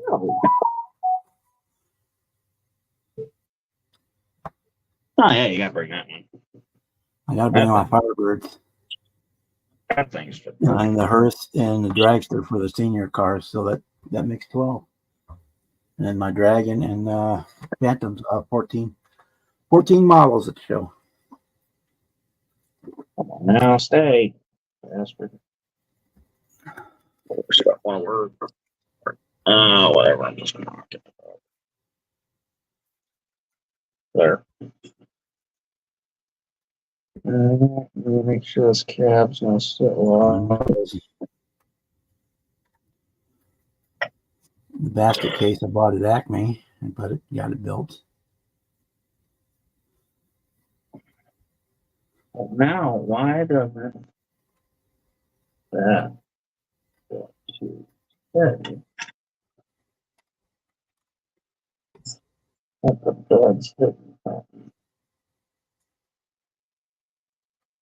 Yeah, that's straight. That's just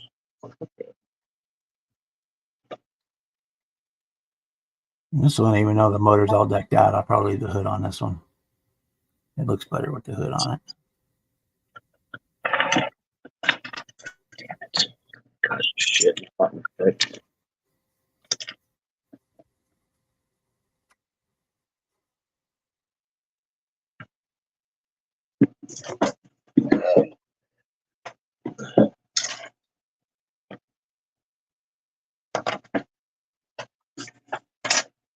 Oh, that bend it? Is that why it's I might take the T-tops out though. We'll see.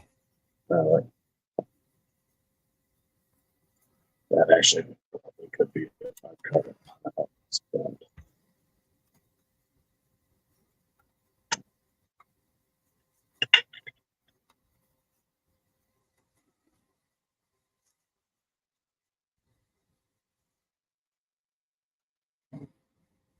Don't you love it when a frame that's not meant to be under a kit doesn't want to fit under the kit? Yeah, that happens.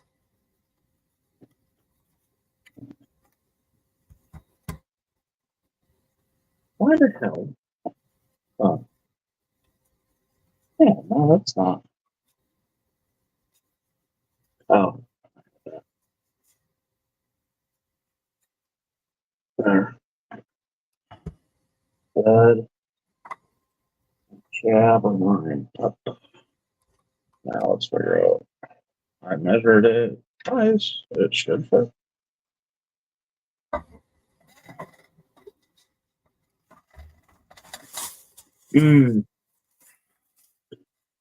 That could be why I had it on there wrong. That could have just been why. I don't know.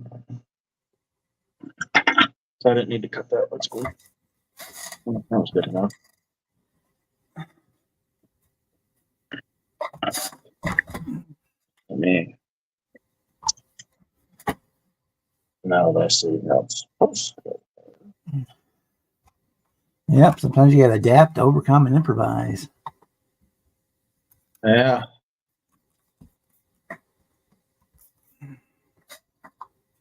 Trying to put an actual four-wheel drive frame under one of the Craftsman OPS trucks. And it's not liking it.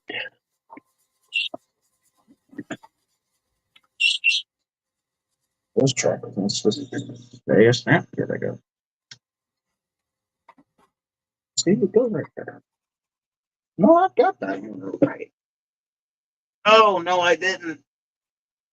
Nope, I did have it on the wrong. That's why I just wouldn't fit. Okay, well, I'm just a dumbass. Okay, stay.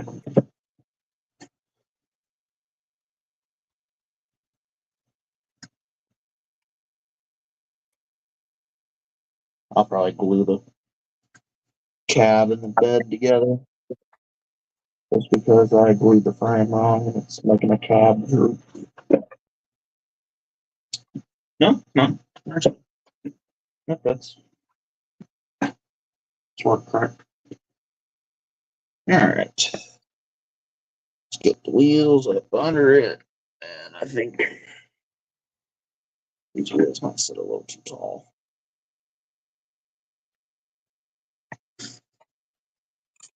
Maybe next year I might enter a couple of my cars in competitions. Maybe. Yeah. It's fun. I enjoy doing it. So I don't care if I win or not. It's just fun to put them out there. Yeah, I use the same supercharged Pontiac motor in this one. Oh, wow. Oh, Oh, okay. Yeah, I'll be happy with that. Oh, that's sweet. That's that Firebird. The one from Jay's, yeah. Speaking of which, I'm going to bring that for you. Do you want, just to make sure before I ask here.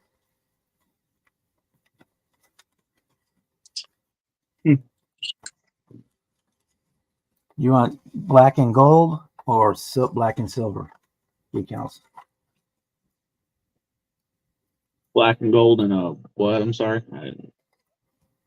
One is black and gold. No. Or black and silver. Oh.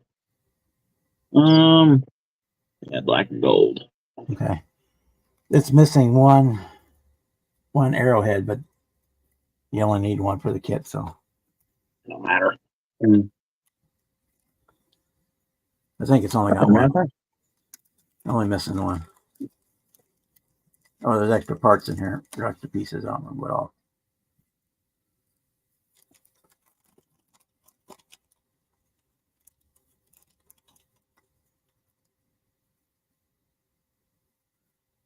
Yeah, it's just missing one of the arrowheads, but say you only need one for the car.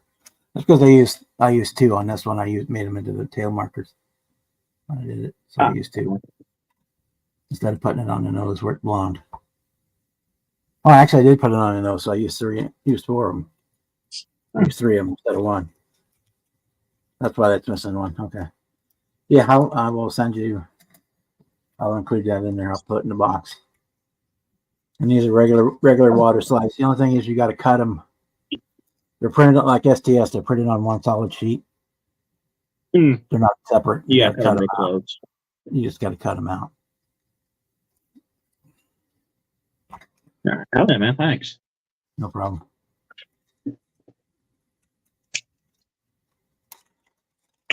How many silver ones actually? Wait. I don't remember how many silver ones I bought. I know I bought a bunch of them. Let me see. If there's enough in there, I'll just send you a silver and a gold. Our workers I got. This train around. Yeah, I got 4 sets of those, so I'll send you one each. You get one silver and one gold.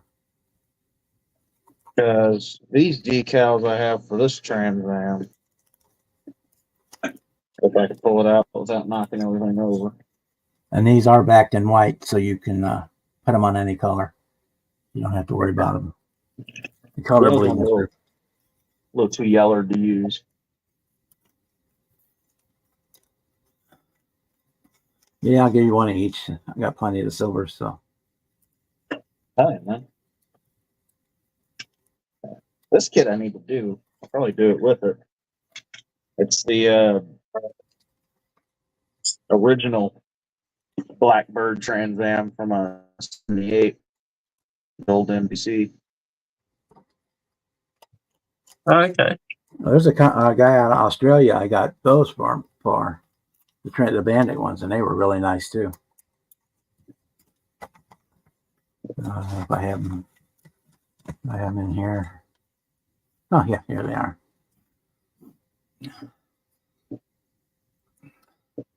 I got Some custom model decals down in Australia. Oh yeah. This is the silver set, but he has gold, and these are actual silver, and they're not just silver colored; they're chrome. But he does the gold ones too, so you can get the gold ones from him. These are These are a lot more. These are like $28 or $30 for a set. But, Oh. That's pretty good if it's down from here in Australia and you're getting it up there for. yeah. Oh. Oh, here, I'll open them up here.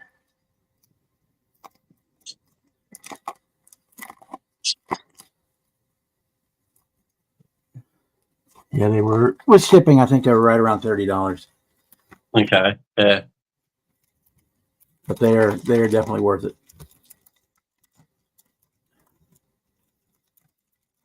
So what year Camaro does that body go over? The 2006. 06. Okay. So the Yeah. AMT one, I can find that pretty easy. Yeah, so these are.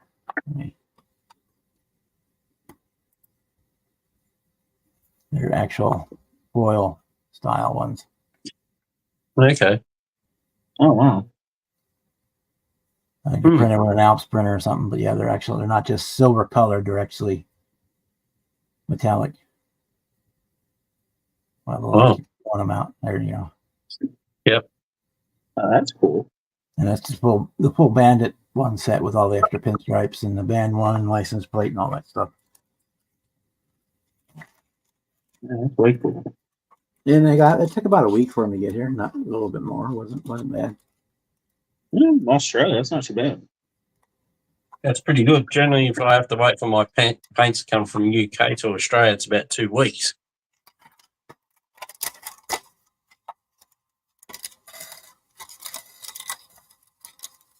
Who's got this? I think it might be. And it's got decals for the marker lights and all that good stuff on there, so it's Red needs to come down back a little bit. Not much, though. yeah, it's customhobbydecals.com is the Okay. website. But I got them off eBay, but that's their website, Custom Hobby Decals. I think those are making it good.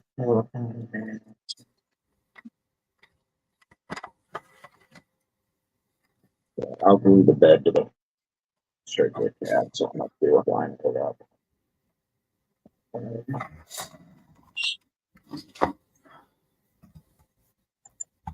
need to sand that off. This bed has the black molding on the side, and the cab doesn't. I need to sand that molding off the side, or make some sort of.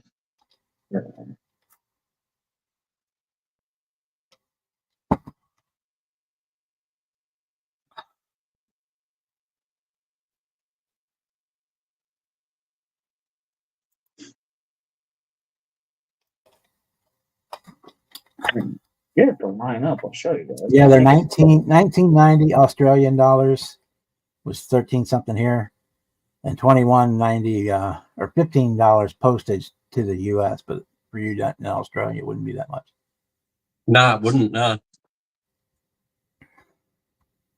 I got a piece of paper over here. I can try to take that together now.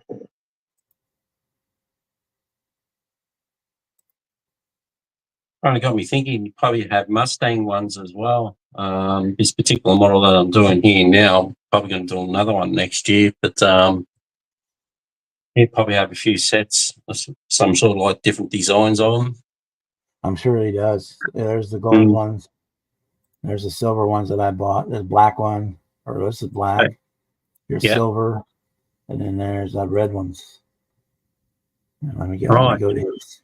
Let me go to his thing here. He has aircraft, trucks, cars, and bikes, and then armor. So it's right. Obviously, you look for Mustang. Yeah, the Mustang. This one's a Ford Mustang GT4. Do I have an extra motor laying around? Let's see. He's got 67 Ford Shelby GT500 Super Snake decals. Okay. John Wick 69 Hitman Mustang. Mm-hmm. And he's got, well, that's a P51D Mustang. That wouldn't count. 67 Shelby. Ford Mustang decals 260 and 289. That's the 118 scale one. Mm-hmm. Mustang stripes and 118 scale. Mach 1 Ford 118 scale. Shelby Cobra. Just Mustang logos, the ponies on the badge. That's what he shows on eBay. He may have more on their actual website. Yeah, yeah. That's what he shows on the Okay. on his eBay page. So yeah, so he's in Australia. So yep, you can Check him out. get them for a lot less there for Yeah. you than that. Yeah, because the postage was more than the decals for us. It was like $13 for decals and $14 to ship them, Yeah. Tire in there. which is fine. I don't mind doing that at all. I usually try to order more than one set when I do that, though. But I didn't only Yeah. need one set at the time. Mm. Next time I order from him, I'll see if I can pick out 4 or 5 of them that I want. And then this will end up someone right there. I can get that motor to bounce. With the supercharger. Well, I And have with to the section he shows on eBay, he's probably the type guy that if you call him and say, you know, I'm looking for this one in that size, and he'd talk to print them for you. flip this around. I'll show you guys the progress. I got the frame finally straight and stretched for this truck. Yeah, this one will definitely Okay. have to go on. I'm gonna sort of recreate kind of my dad's old truck. It was an extended cab short bed Z71, but Mm. I'm putting a little custom flare on it with the bigger tires and Okay. a big supercharged big block Chevy. Yep. That might be what I use, or I'll just Yeah. put a little small block 350 in it or something. Mm-hmm. Yeah, Yeah. that'll look nice. Yeah. Double OBS. I got one over here that's getting slammed in a custom frame. Mm.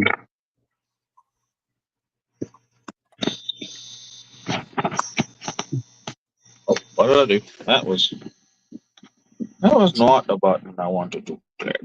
What was it? There we go. Not the right button.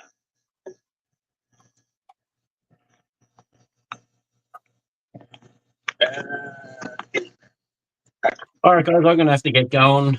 right. You have a good day. You too, guys, and catch you later. All right. See you, man. See ya.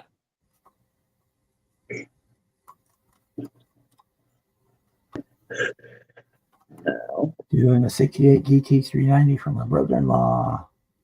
Highland green with gold stripes. Cool.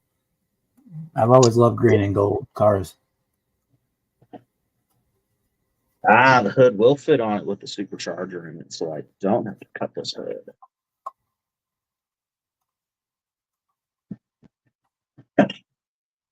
There we go. So yeah, this truck might be getting a supercharged 632 under it.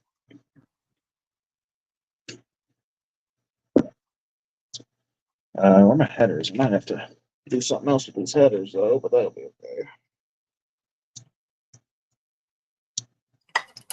Transmission's right there. I'll drop the transmission off of it. I didn't put it in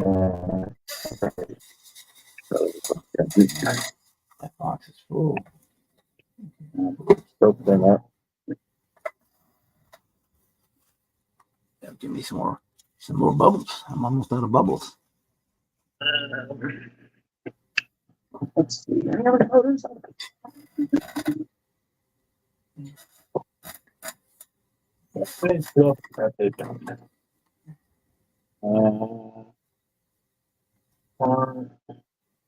LS. That's one of the parts I didn't use from the LS. Arms.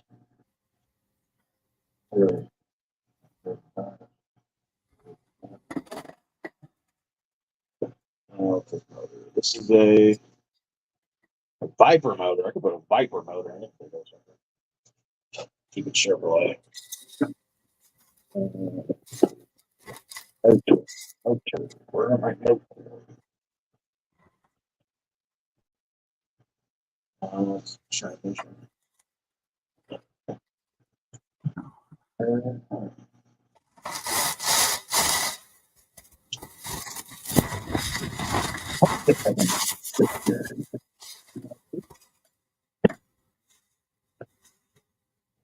I'm not going to use the motor out of the 39 sedan delivery. This kit I know has a big block 409 in it. Or not a 409, what is it? Hang on. That's 427. That's a get the down 427.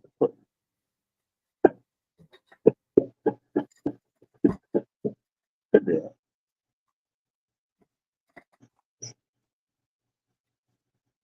The frame on this gets really narrow, which means I could definitely get these headers to fit on this frame if they fit on this narrow frame.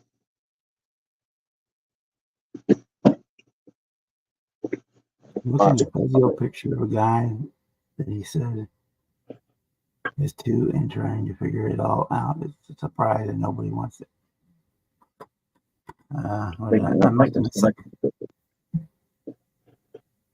Oh, he sold his. Okay. Yeah, see, that's one thing I regret. I have 0 existing pictures of my 77, my Firebird, or my 67 GTO. There were pictures taken, but they're gone and been lost to history somewhere.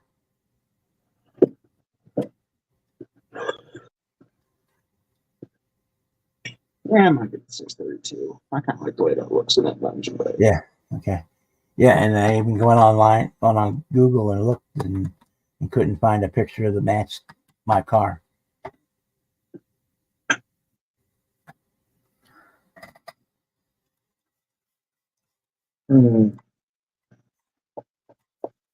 Well, my mom might still have them, but I have not seen them in 30 years. So,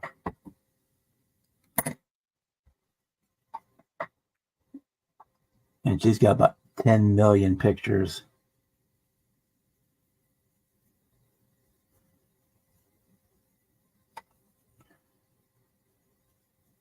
And unfortunately, she's not in a shape to remember if they were there or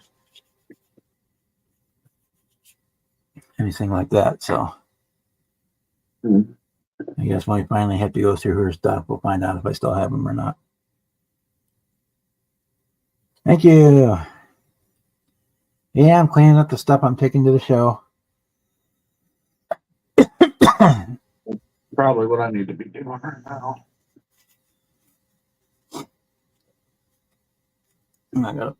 I'll print my forms since I'm doing so many and get them ready when I get there. So I've spent half a day filling out the form for all of these. Yeah, these you guys watch me build these on a string. So.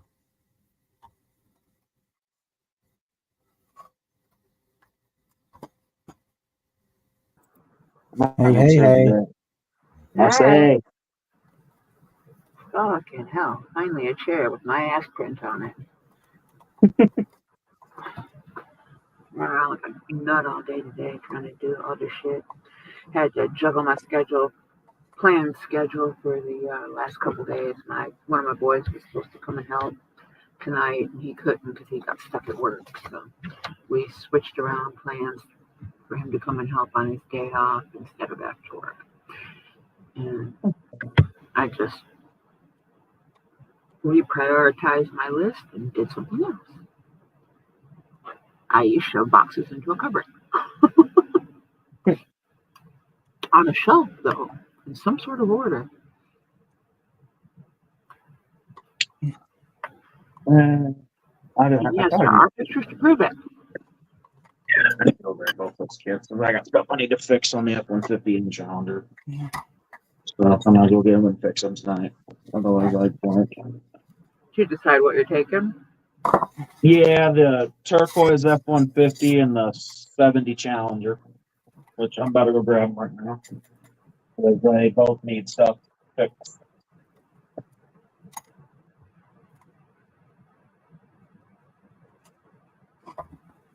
Yeah, I wouldn't be taking as many as I am, except for I'm taking all the senior ones. So Right.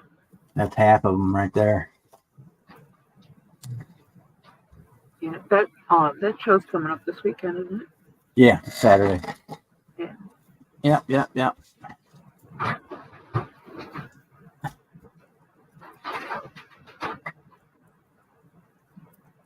Oh man, did you guys see the Zippy's video?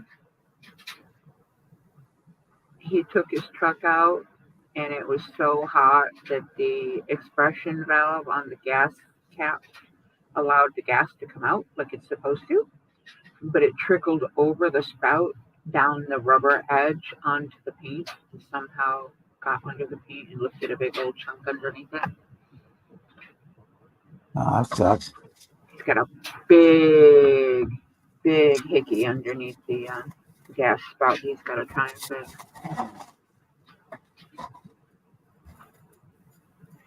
He had a video up about it today, or I think it was today or yesterday. I don't remember. I saw that. I about cried. That truck is beautiful.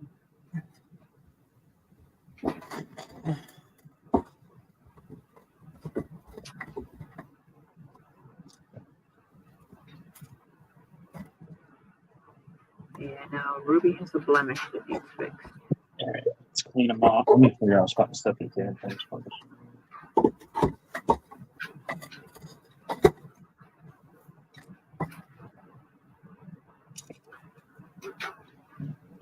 both because it's always the same thing when I go to clean them. I always break stuff. Be gentle with them. Yeah. And then I'm too lazy to fix them right at that moment. So they just sit on my shelf broken. I've got two things like that right now. They're currently living in their boxes and need to be fixed. Let me scoot everything over. Now put both. Trucking.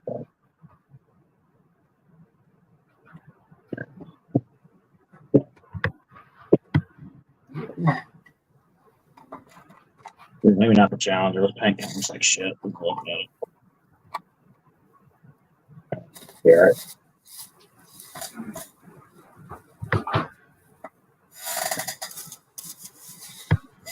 Yep, there went. Hey, Chuck. Yeah, no counting for shitty people on that one, eh? So, but I'm definitely taking this one. Cool. That's Gangster. And yes, if I like them enough, they get nicknamed. Hey, why not? All right. This one's still maybe if I take. I'm definitely taking turquoise. Yeah, that one's got to go. That one turned out really nice. Just because, man, that thing shines. Any luck on that caddy paint? Oh, it's still on the I was going to take it up today and wash it off and scrub it a little bit because the paint's coming right off it. It just needs scrubbed. And I just didn't. Sitting in the pond another day ain't going to hurt it. Right. Yeah, true that, Chuck. One of many, I can tell you. It works from both sides. All right. So let me take the hood off of this. Mine got ousted with what it came with. I might. I'm gonna have to leave the hood on this kit because I didn't make any fender welds. But the rear end, I need to glue my light. No, most everything was in my name anyway.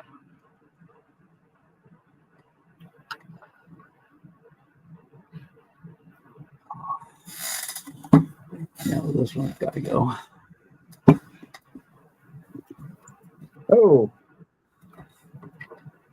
So how many are going total? How many am I taking? Yep. Looks like 12 cars. The Phantom I just finished, and then Draco. I was gonna say you better take Draco. Maybe not the Challenger. I just had four Draco, more Draco freaking and the spots. hearse. The hearse I'm is taking my all the second. senior builds. Yeah. Well, no, I take that back. I'm not taking the 55. I'm taking a 60 Chevy, the trailer, the Camaro, and the dragster in the hearse. Just because that's take me forever to pack them up at the end of the day. That's the only reason I don't take more. Mm-hmm. If it was a 2-day show or something. Now when Acme comes, I'll probably take like it'd probably be closer to 15. Let me figure out how this bumper goes on. I don't think I believe this bumper is correct. That fell off.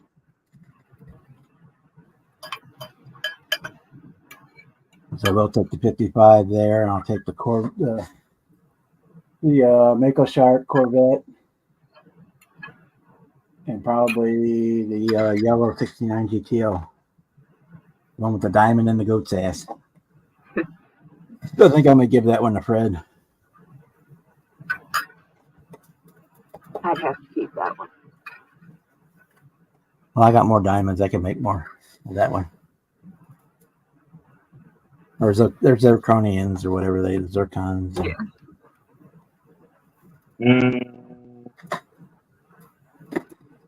Come on now. Yeah, I've actually got some 3 more. 3 rivet more. style buttons that are headlight size. I'm gonna put into Yeah, something. I'm sure my bumper fell off. I got another Hey, problem. It's 6 cars, so I finally found the wheels I'd like to have on this car, so I may break it down and change wheels on it, but maybe not.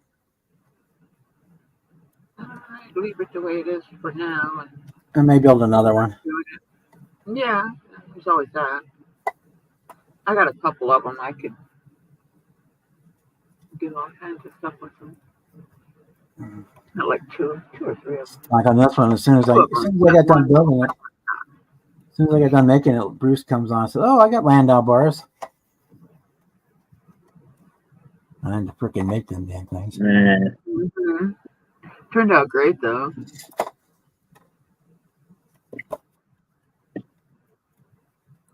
Gangster might not be going. The more I look at it, this thing really needed repainted before I put it together. It's all right. It doesn't matter. I mean, you like to show it, show it. I mean, Yeah. I could go through every one of the models I've taken and show you flaws on them. In fact, even on this one, I know the camera won't pick it up, but where I had to fill in for the Now you can see it. There's little dimples. dimples. Yep. I hate that they plugged all those. Why couldn't they leave it? You know, and just leave like on the inside, make a little mark where you would put it and not punch it out. And when I finished the kit, you couldn't see them, but now the filler finished shrinking, and now they're there. So I may end up after the show sanding the top down on this and redoing those, and then redoing the vinyl is not a big deal. So but I don't have time to do it before the show. Sand it down and redo it. Yeah. That's what I'm saying. I may just build another one as opposed to redoing this one. I don't know. I'd probably build another one because I mean, It's not like I can't find another Surfshark anyway. Hmm?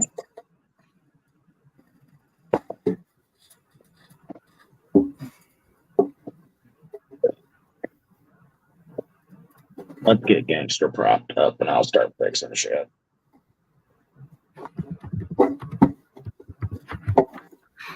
Yeah, so that's, even though it's on there, that's not going to keep me from taking it to the show.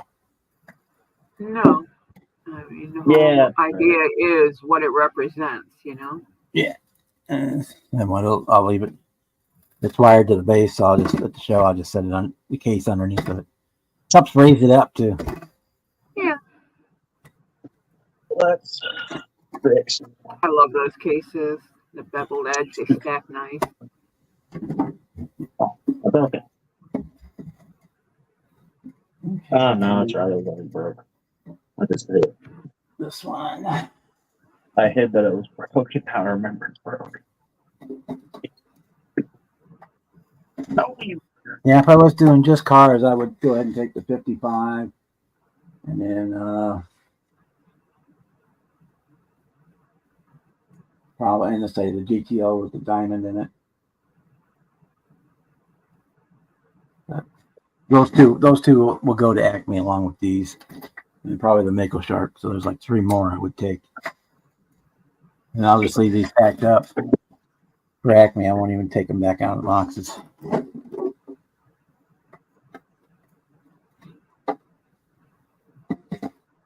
oh, it's get it in there without breaking it again. Come on, girl. That tail pan's about to fall off. Starting to remember how I rushed it a little bit at the end of this kit, and now it's just biting me in the ass. Here's, yep. Focus.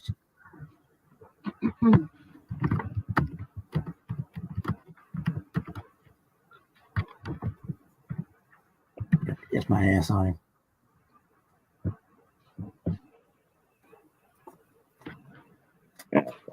That's our first try, and I'll repaint all that. You're not hang of this one because it went straight into the case after I finished it.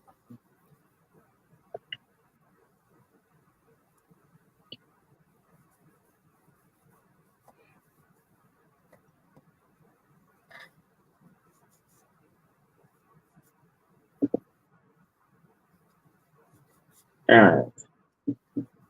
Let me. And some people just don't get it. It takes 2, literally. And somehow, somewhere, it always ends up lopsided.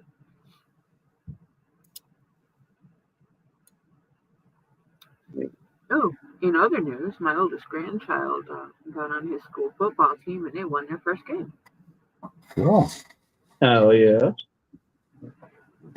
Yeah, I'm going to my great nephew's football game on Monday night. He's all excited.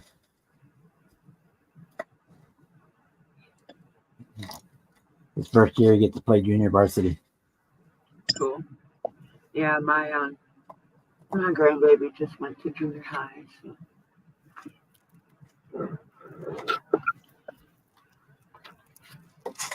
Now, bait. Do I want to try to glue the mirrors on the F-150? As they're still sitting over here from what I didn't It's up to glue. you. I mean, at the end of the day, it's your mom, so whatever makes you happy. Yeah. When I originally did it, the paint turned out so good, I didn't want to be gluing anything to it, so I didn't glue them on. But now I might glue them on. But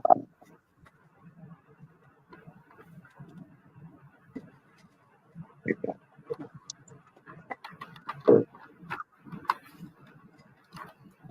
I'm gonna fix that, but that's fine. You can pack this Yeah, upside right underneath this truck, so low. I'm not even gonna see that underneath it. I think the right word would be immature, Chuck. Mm.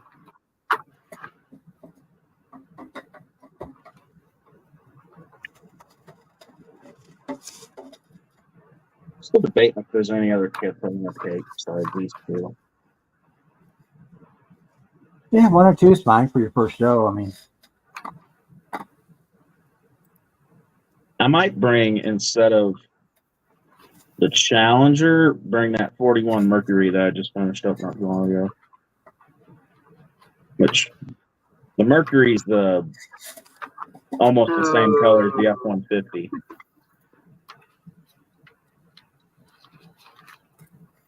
Maybe, I don't know.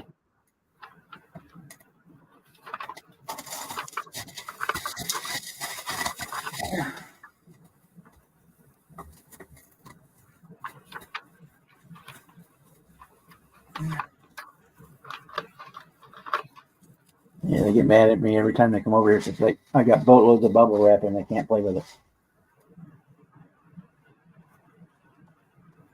No, you can't pop it. I need that. Oh no, I did paint the underhood on the F-150. Oh, okay. Well, that works. That's why I said if you put the hood on, they won't take it off when they're judging. Yeah, I don't know. I don't know. I thought I didn't paint the underhood. And if I did. They used to, everybody who had their hoods off, while they were judging it, they would put the hood on the car to make sure it fit. But they're not allowed, technically, they're not allowed to touch the models anymore. But I've still seen them do it. Yeah, and anytime you see somebody doing it, you need to say something because that's bullshit. If they want something done, they can get the person it belongs to come over there, paid stuff. Yeah, anybody touches these two gets on there. That's why I don't even, that's one of two reasons I don't even like taking my stuff out of the house. First of all, I'm afraid I'm going to break it either in transit or when I get there, or some other sumbitch is going to touch it or bump it or something, or bump the table and cause something to fall on it, you know. We had one lady, I don't remember if I shared the actual video clip or not on my YouTube, but this bitch had a bag on each arm that was sliding down to her elbows and had her phone, and she was reaching over top the table with the bags moving around. Nope. Trying to take pictures. I took one look at her. I pulled back both her elbows and scooted her to the side. I said, "Do you see what's going on here?" "What? Why are you touching me?"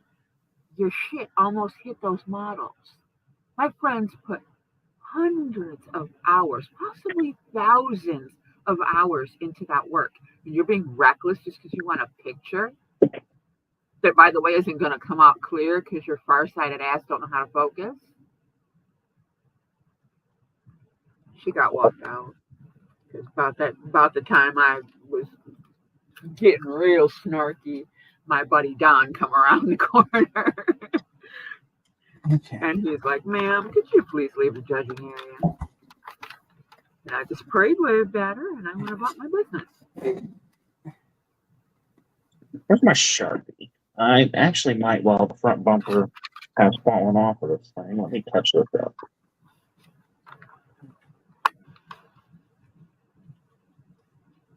I gotta find a box for Draco. I don't have a box for him. Yeah, like I said, Edward, if you don't give as good as you get, it's not worth it. No. I'm not even gonna bother putting a Sharpie near that paint job. Never mind. I'll deal with it. The one and only model I built specifically for a show, and then I ended up not going to that show. Yeah, but at least it gets to go to some. So I'll go hopefully this year, or this spring coming up. But, in June, because I think I will not be having to take care of Mom anymore by then. I think she's going to end up being in the home by then. Mm.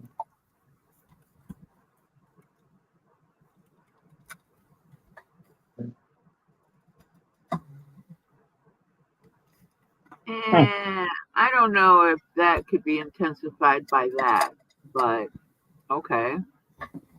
I still see the jealousy as a inability to focus on mature adult things, and the illness is the excuse she used to not focus on said things. My transmission is upside down. How the hell do I glue the transmission up? I don't know, whatever. I glued the transmission in this kit upside down. Stop fucking out. Oops. That's all right. I wired the pickups in my base yesterday. I wired them in backwards. I got to take it back apart and do it over here. That's all right. It's low enough you ain't gonna see it. Yeah, I won't tell if you won't tell. That thing's low. I was doing it wrong when I did it. It just wasn't functioning, focused on it, and I shouldn't have been doing it. get the glue out and let's try not to mess this bar in the amongst the glue in this. But dude, I got the rattle can over here. I'll do some touch up.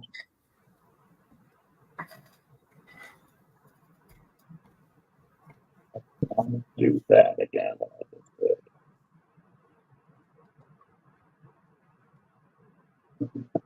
Because, I mean, hyperthyroidism usually causes depression. And jealousy is nowhere near depression on the emotion freight train. That is something that comes from an inability of a person to trust another person. And their inability to see that other people can appreciate them without anything going on, i.e. lack of maturity. Hang on there, damn it. Bastard. Now I remember why the bumper on the front of the split car was glued wrong to begin with. That goes on. Fucking stupid. But now it is correct. A little bit of motherfuckers, and it's correct now. Sounds more like it was presenting as a psychosis. And That's a big word. I'm kind of surprised that nobody saw it as a problem. I mean, did she not regularly go to the doctor or what? Okay, that's on there. That's something that should have been spotted at some point in the yearly physical. That's not glued on very well either, but if it falls off, it falls off. Now, do I want to do this? Well, I have time. I've color matched so much on the Challenger, the more I look at it, the hood needs to be flat black and not body color. It's so much color match. The hood Cognitive flat. mental illness, not jealousy, not. The hood flat black would look a lot. I've color matched the grill, the bumpers, everything on this car. I think a flat black hood would look really good.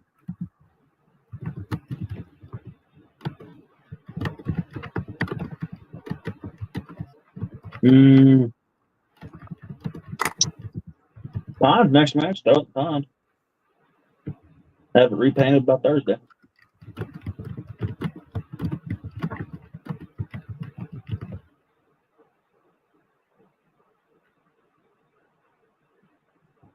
Yeah. I'm thinking. Yeah, Edward. And like I said, even, yeah, I don't know. Well, you weren't wrong, Chuck. But hey, water, bridges, you know, you got out of that shit and you found somebody that you were compatible with, and that's what matters. Do you have any flat black paint? I'm gonna paint this hood flat black before I take this car to a show. Okay.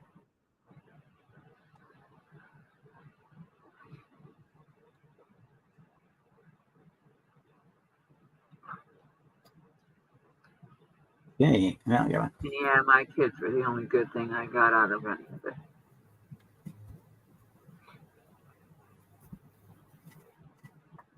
Yeah. The box to put him in. That's the hard part.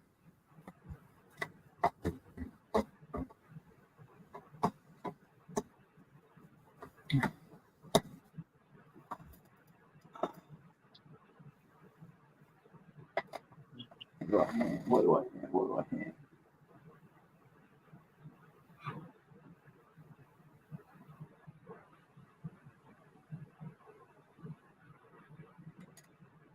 That box I got from Mike, that should fit it. And I got more bubble wrap to fit him in. Hood on Challengers get painted. Be like when I went to the show in San Antonio and took my Viper down, I actually seat belted it in back seat because I didn't have a box to fit it in. That's what I did with my stuff. and I only have like an hour drive. I use those double stack boxes that have the handle on top and snap together.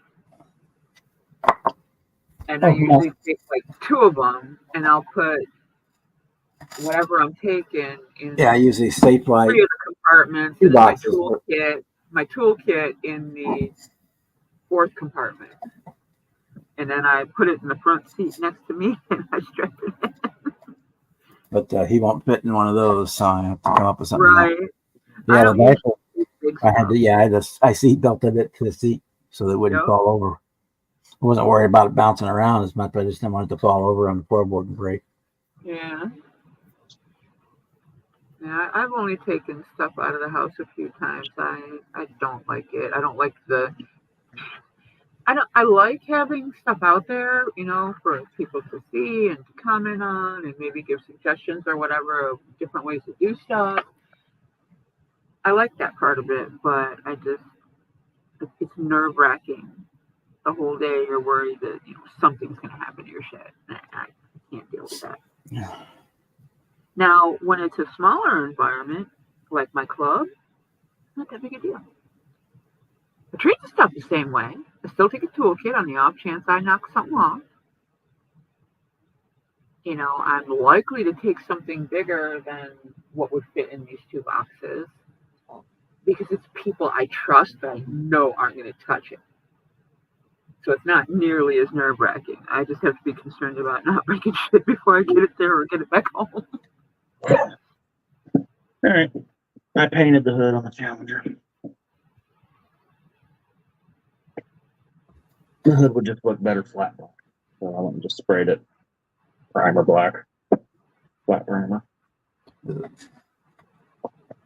go to about 9 The one o'clock. that you can plant both sides. Yeah.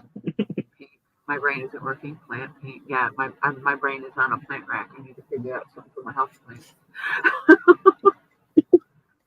One of those days. So I'm fucking sitting here with my coffee, doing something I normally do, and I can't even unfocus off what I was doing all afternoon. It's like,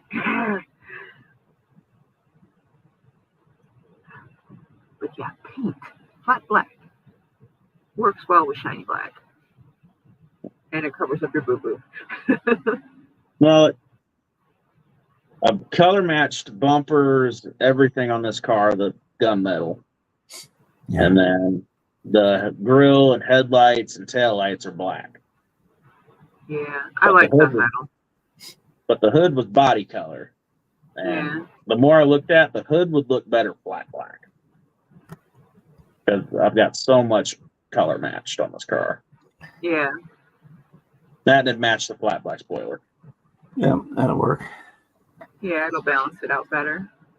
Yeah. And that's kind of why I wanted to make sure my hood was painted on this thing to open it up. Yeah, I've got a whole bunch of those. Out was one way for me too, Kevin. I was 20. I got a whole bunch of these stands, Jimmy. So if you need any to put your hoods up or so, I can give you some. Yeah, I was They come in a box of 2 dozen. I was going to bring this little Are parts those box fire. the business card holders? Trading card holder, what business Yeah. card? Yeah, they were like $10 for 24 of them. Yeah, I need to get some of those. I got little wooden easels that I use. That's what I was looking for, but they didn't have them. At the Yeah, store. we have them at my store in my craft department. They had those, and they worked just as good. A couple dollars for a bunch of them. We usually have them at Slobby Lobby and all the other places. Hobby Lobby. Yep. And they work. They worked just fine for that. Yeah, I like the clear acrylic better, but yeah, it works well enough for what it gets used. Oh, for. you selected. Well, I prefer the clear acrylic. That way, you're not adding another color to. Yeah, I got plenty of them. I'll give you a couple when we get there, Jimmy. So don't. If you want to have your hood off, you can. Where'd you get those, Bob? The river that has everything. The river that has everything. Okay, that's what I was gonna say. That's usually where I get a lot of things. I try not to, but they just have so many good deals, and they get dropped right in front of your door. You can't ask for better than that. You don't have to go anywhere.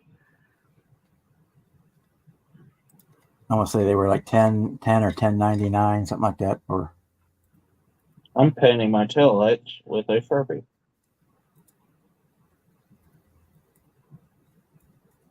Because I fucked up with tail light before.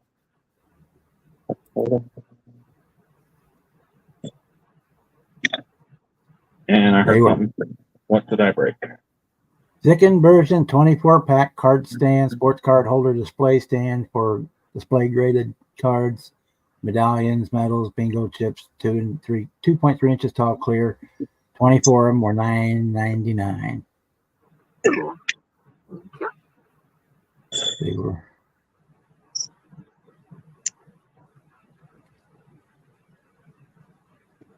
And they got like 4 different sizes, depending what size you get. What thickness of the plastic. Yeah, the thickest ones are 20. You get 22 for $10. The ones I got were. Yeah. And there's 2 center ones. 24-pack, 2.3 inch holder display stand, whatever, $13.99. And I have Prime, so I'm sure there's something cheaper here. I just gotta go through it. They always put the most expensive one up first. Yeah, that's the ad I'm looking at. That's the ones I bought. They're $29.99. Well, I got Prime. That might be more. $13.99 regular price. Yeah. Yep, that's the ones I got. That's these. Yeah, I got the BCW ones, which are the better quality ones. Get 10 of them for $9.99. That's those.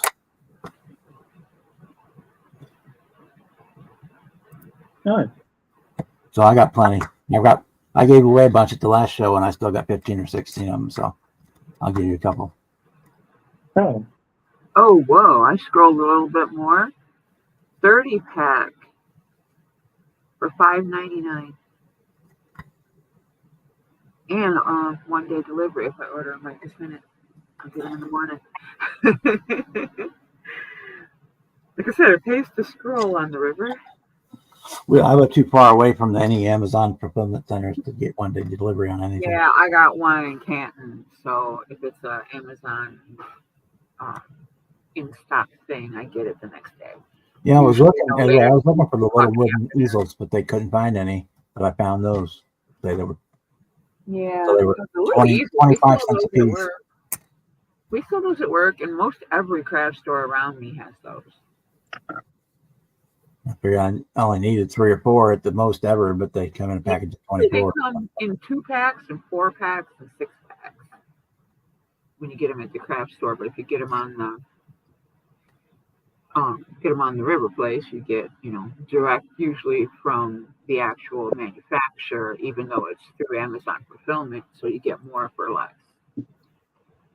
Which unfortunately is the way I'm gonna go because I ain't waiting and I'm not spending extra money. Yep. And they'll hold it just fit, but if you're somebody who's a card collector, baseball card or whatever, it does hold those. I mean, it just I could hang it upside down, but it just on this one it wedges in there. Sweet. Let's see, 30 pack. Ooh, 30 pack for $5.99. There you go, even better.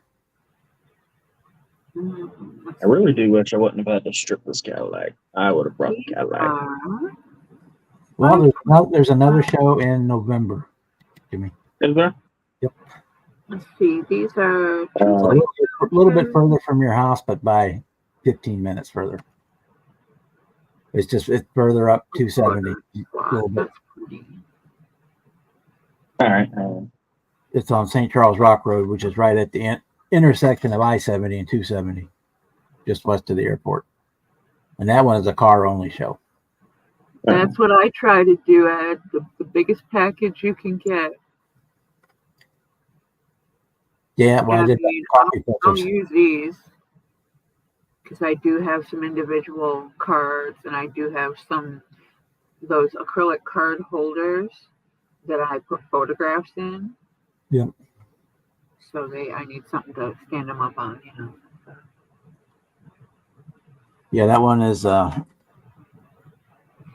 it's about 15 minutes further north from this show on 270, and it's all cars.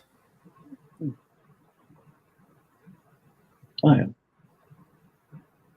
It's the Mississippi Valley Model Car Club, something. I can't even remember their name.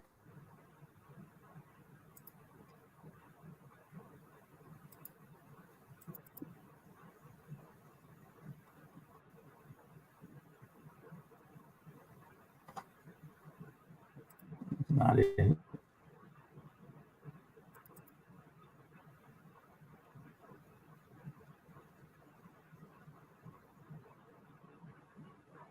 Kirkwood Model Car Club, but the show is the Mississippi something, Mississippi Valley or something like that. Mississippi Queen. Midwest Model Vehicle Association. Let me share it. Present. Share screen. Window. There. Share. Back to here. Blow it up. There we go. Go back over to here. Midwest Model Vehicle Association in St. Louis. So it's the MMVA show that's up. It's November 10th. And it's all cars. It's an all car show. Plastic kits, promos, metal, diecast, slot cars, collectible toys, and swap car meet. That's the show where I was sending Papa pictures of all those Joe hand cars that he was drooling over. Let me try to screenshot that. If my phone will cooperate with me and let me screenshot.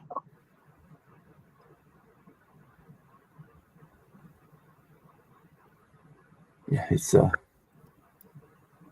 Machinist Hall. Say it's just about, instead of getting off where you're going to get off to go to this show this weekend, you stay on 270 and you go about another 10 miles north and get off on the Rock Road. And it's like the same deal. It's right off, boom, boom, right next to Target. It's easy to find. If you find Target, you can find the Machinist Hall. All right, there we go. I got a screenshot. All right, yeah. Oh, yeah.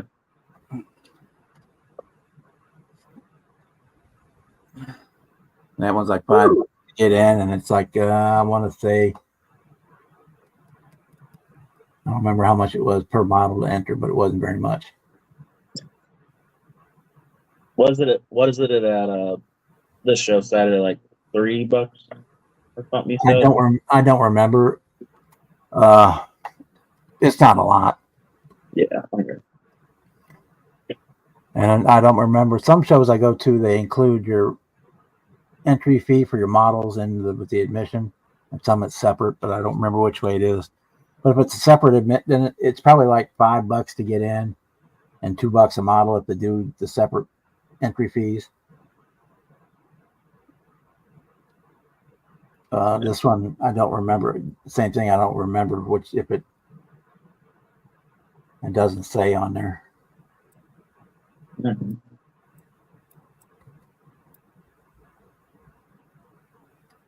Yeah, it says contest information on the reverse side. Well, this is a web page. There is no reverse side. Yeah. Or it's a JPEG or whatever from the PDF file. That's what I was looking for. Yeah.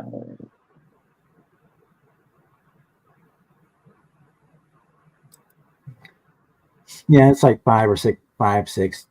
I know it's under $10 to get in, and then it may be $1 or $2 a model, or I don't remember. There might be a lot of them are like $5 for the first 4 models or something, and every show is different, so that's why I don't remember. But it's not much.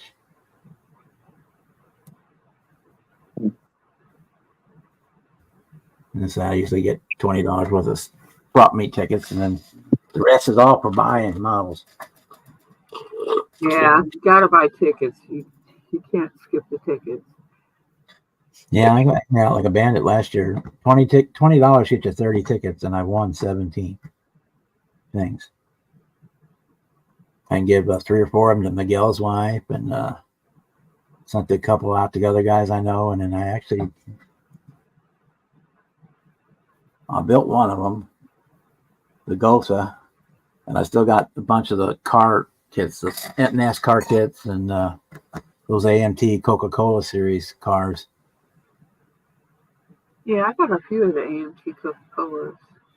Yeah, like the Chevy, 40 Chevy, whatever it is, Stowbolt, or and the Dodge or Chrysler one. There's like 3 or 4 of them. Those that I got. That's where I got that pie wagon too. I forgot I even had the pie wagon. I need to get that one. That was a raffle. That was a raffle winning. Yeah. It had to be because I never would have bought it just buying it because I don't really do show rods. I just like some of the stranger cars, some of the stuff. Same way with that. But yeah, my problem is when I see something I like, I get it. That's something that's really can be detrimental to the wallet because I don't have anything specific that I prefer to do. If it catches me, I'm in. I've definitely got my eye out for a few. Any OBS Chevrolet and a 70 Monte Carlo. My aunt asked me to do a 70 Monte Carlo for her because that was her first car. And then after she drove it for a while, it was my dad's first car. Yeah, you never know what you see on the tables there with vendors. It could be a kit you're been looking for 10 years, or it might be something you've never seen before. Okay, let's see. I found a 28 pack for $5.99 with 2-day delivery. I think that'll work. Get it on Wednesday. Let's see, I can change it in the checkout. Yeah, I used to keep my CA in the fridge all the time. I haven't done it in a while. I don't know if it actually helps last longer or not. They say it does, but you never know for sure. I don't ever do any of that silly stuff with my glue. Not even me reading the whole message. My buddy put in our work group chat. We got recently a bad review, and he mentioned my name in the message. I'm guessing it was the fat old lady in the drive-thru that I told to fuck off because she blew her cigarette in my face. Because wow, what an asshole! Oh, she was angry about something. She didn't know her sandwich had tomatoes on it. It comes with tomatoes, and then she was mad because we put tomatoes. Every fucking sandwich in a fast food joint comes with tomatoes. Every. Hey, you don't know what the fuck you're ordering? Go home, fat ass. Make your own damn sandwich. No, she was pissed off, and I was being nice. I was trying to calm her down, and then she blew her cigarette in my face, and I told her to get the fuck out of the drive-thru. Yeah, she recklessly endangered your life. You could sue. Seriously. Yeah. That's assault. It's the only reason I could think of why my name was mentioned in a bad review message. Because I haven't yelled at anybody else. I've yelled at the employees, but I mean, that's it. That's because we work with a bunch of freaking dumbass high schoolers that are just there for a paycheck. And I cannot stand their bullshit. You've been out of high school, what, 4 months? I've been out 4 months now. I can't stand high schoolers. If they think that they can just stand around on their phones and get a paycheck, it's bullshit. We got college kids doing that shit up in my store. I catch them doing it all the time, and I just kind of lean in and go, when I come in here tonight, the third shift, if this isn't done, your name's going on the sheet. I've only had to write one person's name on the sheet. They didn't think that anything would be done about it. You don't know my boss, sweetheart. Which I started there when I was in high school, but I wasn't figuring nothing like that out. You have good work ethics. You were raised right. You still go out and screw off and do dumb shit, but when it's time, you do what you need to Time to do. work, I work, yeah. Yeah.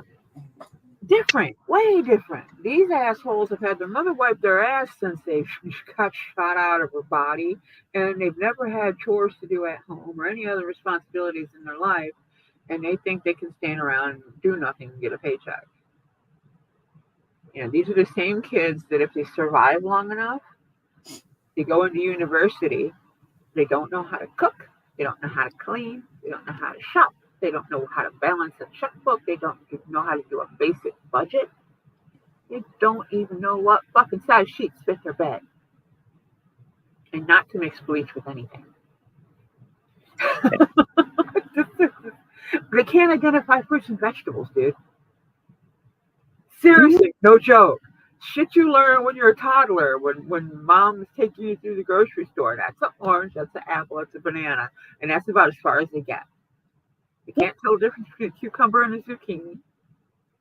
They don't know the difference between potatoes, sweets, golds, reds, russets. And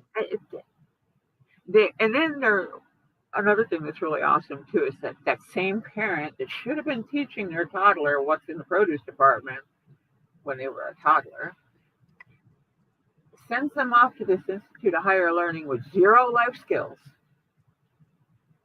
and then has a shipped shopper buy their groceries and bring them to wherever they're living, dorm, campus housing, wherever. But you didn't teach the kid how to cook. Why the fuck are you sending him groceries? Yeah, no Who's shit. gonna cook for him? You're gonna come cook for him, mama. Yeah. Or even better than that, the ones that don't have shipped by their kids groceries, they let their kid use their credit card and all they do is buy alcohol Yeah. and junk. I'm a cheap ass when I go to the store. I don't buy very much. But just literally what you need and some little bit of food. But when it comes to the grocery store, I buy what we need. The problem is I work in a big box store, and that store has lots of other things. So if I go past the grocery department, I'm gonna buy shit. That's where they put the milk and eggs all the way at the back of the store. But I'm gonna go straight back and straight to the front. I have no reason to divert off that straight line down when I walk in the door, I can literally walk right back, hang a left in the last row, get my milk and eggs, and go up the outside of the building, make a left-hand turn diagonally straight right through produce to the register. I don't have to go to the right to the other side of the building to get anything produce or grocery. What's aggravating about the way the store is arranged, and this is on purpose, because it makes you go up and down every aisle.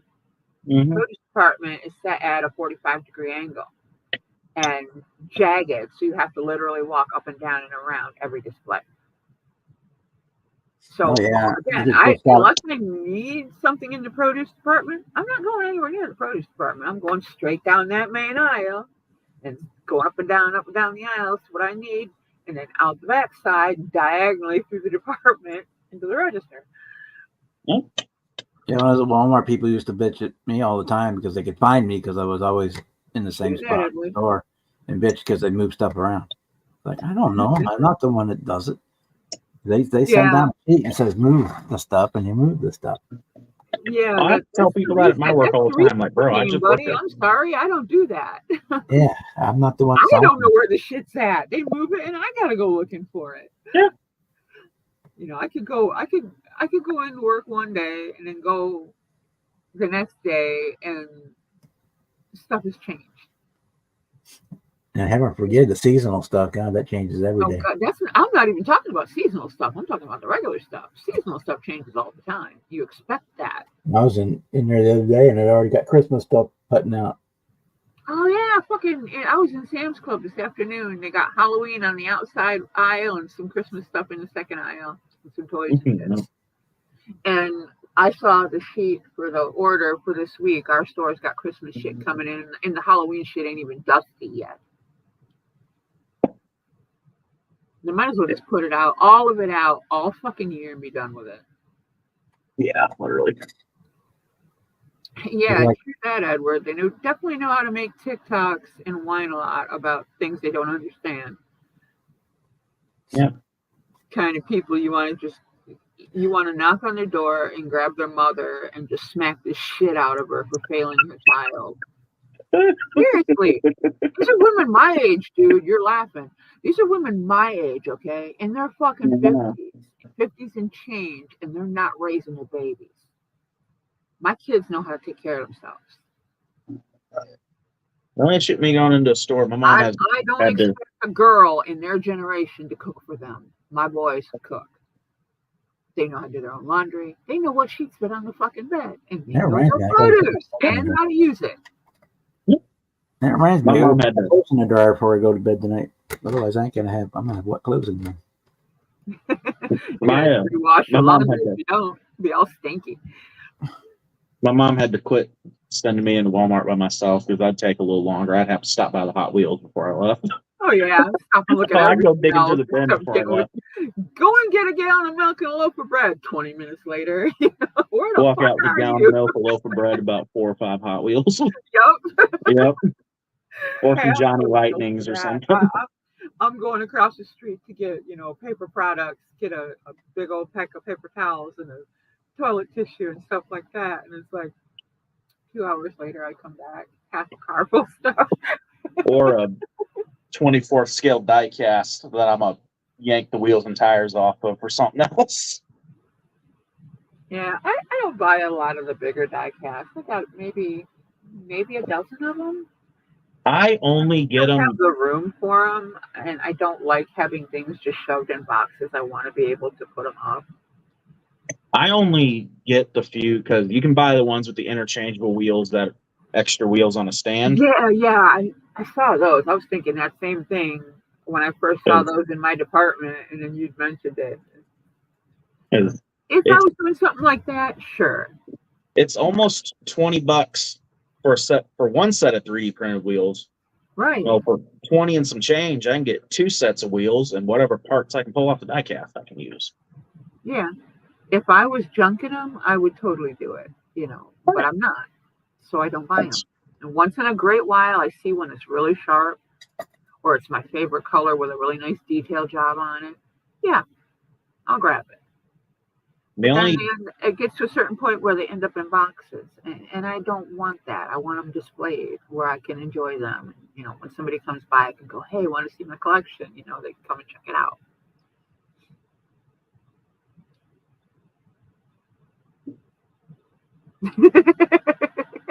You were close. Tentacles. I mean, come on, you weren't that far off. That would have been a teaching moment. It's tentacles, honey, and then nothing else gets said about it. You don't even talk about what he said or what those are, because he's clearly not old enough for that discussion yet. You just correct the mistake and move on. but, that's where both the Try not wheels to are. giggle to fucking death, but yeah, they look great. And That's I what the said, wheels on these are. If They're I was parting them out, I would die-cast. totally buy tons of them and shove them in a box and shove them in the cupboard. Wouldn't have a problem with it, but I don't, so I won't. Yeah, I like those. I like those. Those look good. Thrift stores too. I find a lot of those die casts like scratched up and beat up at thrift stores, but the wheels are still good. I'll get them and Right. I'll get them for like $5 and pull the wheels off them. Oh yeah, like thrift store finds and stuff like that. They go in the junkyard box. I got a big plastic bin that I just throw random shit in that I'm going to use to build my junkyard whenever I get around to start my diorama. I got plenty of junkyard parts. Or if somebody at the club goes, hey, y'all want to do a parts box build? My 64 quart tub of parts and go, have at it, boys. Guarantee you can build at least 50 things out of there and maybe more if you're real creative. Oh yeah. That's another good thing. Shows are good for finding parts kits. Yeah, we've got this Yeah, one I've been looking vendor. at. He's just got box after box after box after box of bodies, random parts, bagged kits, some complete, some missing shit. It's so much. I hit him up at least every other show and get a shoebox full of random shit from him. Then there's another guy who's got his stuff immaculately packaged and organized. Everything is in little Ziplocs. It's all labeled with exactly what kit it came from, make, size, everything, make, scale, whatever. All the details are on the back of the little package. They're anywhere from 25 cents to $5 a package, depending on what they are. It's more fun to go through the tub with just little baggies of parts. And Yeah. I enjoy going through the junk box. I really do. Yeah. I like and find it. You never know what you're gonna find. Right. But when it's something specific, I go to the organized guy and go, dude, I got this, and this, and I need this, and this. And he's like, well, check this box, this box, this box. He brings them all down and, lets you rifle through the boxes. And I usually find what I need most of the time. I know Miguel's going to be there. Is Miguel going to have a 3D printed stuff there? He may bring some along with him if he has any. He's not really printing much anymore. He's just doing the files. Matthew is like printing most of them, and there's more Iceman money and speed in the files than there is of actually doing the printing. He may their own shit. He may last year when he was there, he brought like my tub that I got the plot models in. He had one of them. He just had parts in it, and I bought like $20 for the parts from him, which was like engine and a couple of transmissions and something else. I bought the Tremec, the multi-stick shifter for a drag car, stuff like that. I bought a bunch of that from him. I bought a bunch of his files. I still gotta get around to it. One thing that's good about the show being this Saturday, I get paid tomorrow. So that'll be good. Oh, when you get there, Jimmy, the door is in the back. So you get In the back? Yeah, there's a door at the front of the aux lodge, but that one will be locked. You have to go all the way go around to the back. Go to There's the back. parking back there, so just drive around the building to the back and park back there, or as close to there. Yeah, that's where the door is. Yeah. They'll be sitting in front trying to get in for God knows how long. That front door. I can't wait till my birthday week. I need to go to a show and do some retail therapy after all this bullshit. Okay. That nice We can give it about 5 more minutes, guys, and then I'm going to shut it down. Yeah. Talk to a couple of people about some things. Go do my laundry, finish my laundry, and take trash out. I got to take trash out tonight. And there's a recliner with my name on it, which my back will appreciate.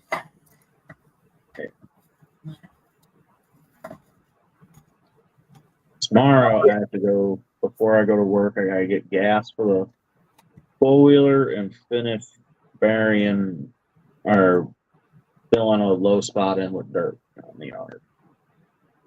Doing that earlier, and the four-wheeler ran out of gas, so I couldn't go get another load of dirt. And we'll do a shameless plug. The Cancer Awareness Group build starts on October 1st, guys. If you're interested in joining in, I'll run the video at the end of the live stream. The kit that I'm going to build for that is on the top of my stack in my brand new closet. Good. At least you know what you're going to build. I have no clue. I decided what I was building for this one quite some time ago. Actually, in March, when I went to the show, I bought. I like Brian's idea. He's going to have the front tag on the kit say "Save the," and the back tag going to say "Tatas." I like Brian's idea for that. I'm going to have to get some of those made too. Yeah. Yeah, so I'll run that as I close the video tonight. I'll run that one, but yeah, I have no clue what I'm going to build for that yet. I'm kind of thinking hopefully I can find something. Yeah, this one was actually made. The detailing on it is kids' artwork. So the actual theme of the kit is children's cancer. I can also add a little bit here and a little bit there for some other things, for dad, for some friends, like that. Add little details, you know. But I really, I like the artwork, and the car is one of those cute little foreign cars. I So, gotta figure out what would look good. You guys can build whatever you want, however you want. That's kind of the deal. As long as it helps share your story or remember the person or people with cancer. And yeah, so a lot of people just will paint a cancer color. That their dad had prostate cancer like mine. He used yeah, a ribbon color. yeah. That's where my dad started. We lost my grandma to cancer. My dad's mom. I've had a couple friends that had it. I've had it. My best friend growing up, her little girl died from a brain tumor. Which, when I saw this kit, that one kind of, yeah, it made sense to start with that one. Yeah, so I have no idea what. And I could put little like pieces of ribbon on the car antenna or something to represent the other individual ones. I'll come up with something to work that part out. But So hopefully I'll find something. Some of the show will pique my interest and say, "Oh, that'll work for a cancer build." Yep. this is the first time one actually just jumped out at me. Most builds, somebody will go, "Oh, group build," spit out what the concept is, and I'll just look at the cupboard and go, "That one." Well, that's last year is what happened. I went to this show and I found the Prowler, the Plymouth Prowler, and that's what I ended up building. Yeah, So I bought two of them. yeah, I like the Prowler. It's a cool car. So I'll see what. Prowler. I gotta finish my Prowler. I I've find got one or two of them sitting around here somewhere, probably already shoved in boxes. one behind me is the Snap Kit version. I already painted it. I painted it gunmetal gray. Everything, the wheels, bumpers, everything else was going to be black, and the interior was going to be a black and red two-tone. And when I sprayed the interior two-tone, it wrinkled and cracked. So I just finally stripped it with the Cadillac, so I need to repaint that and get on that Prowler again. The body, I already painted. The body's beautiful. I might get one of those new Corvettes and see paint it in weird colors for cancer. I don't know. We'll find out. We'll probably know this time next week. We'll probably know what I'm going to build. All right, boys and girls, thank everybody for being here. Yeah, it starts October 1st officially, but if you wanted to start tomorrow, that's cool. If it takes you 6 months to get it done, that's cool. I set it as the month of October because that coincides with Breast Cancer Awareness Month, so that's why I do it that way. But yeah, whatever it takes. I mean, if you want to build a Snap Kit or build 10 kits or paint a painting, I mean, it doesn't even have to be a model kit. Whatever you want to do. Yep. Anyway, thanks everybody for coming in tonight, and we will see you all next time. Catch y'all later. Night, everybody.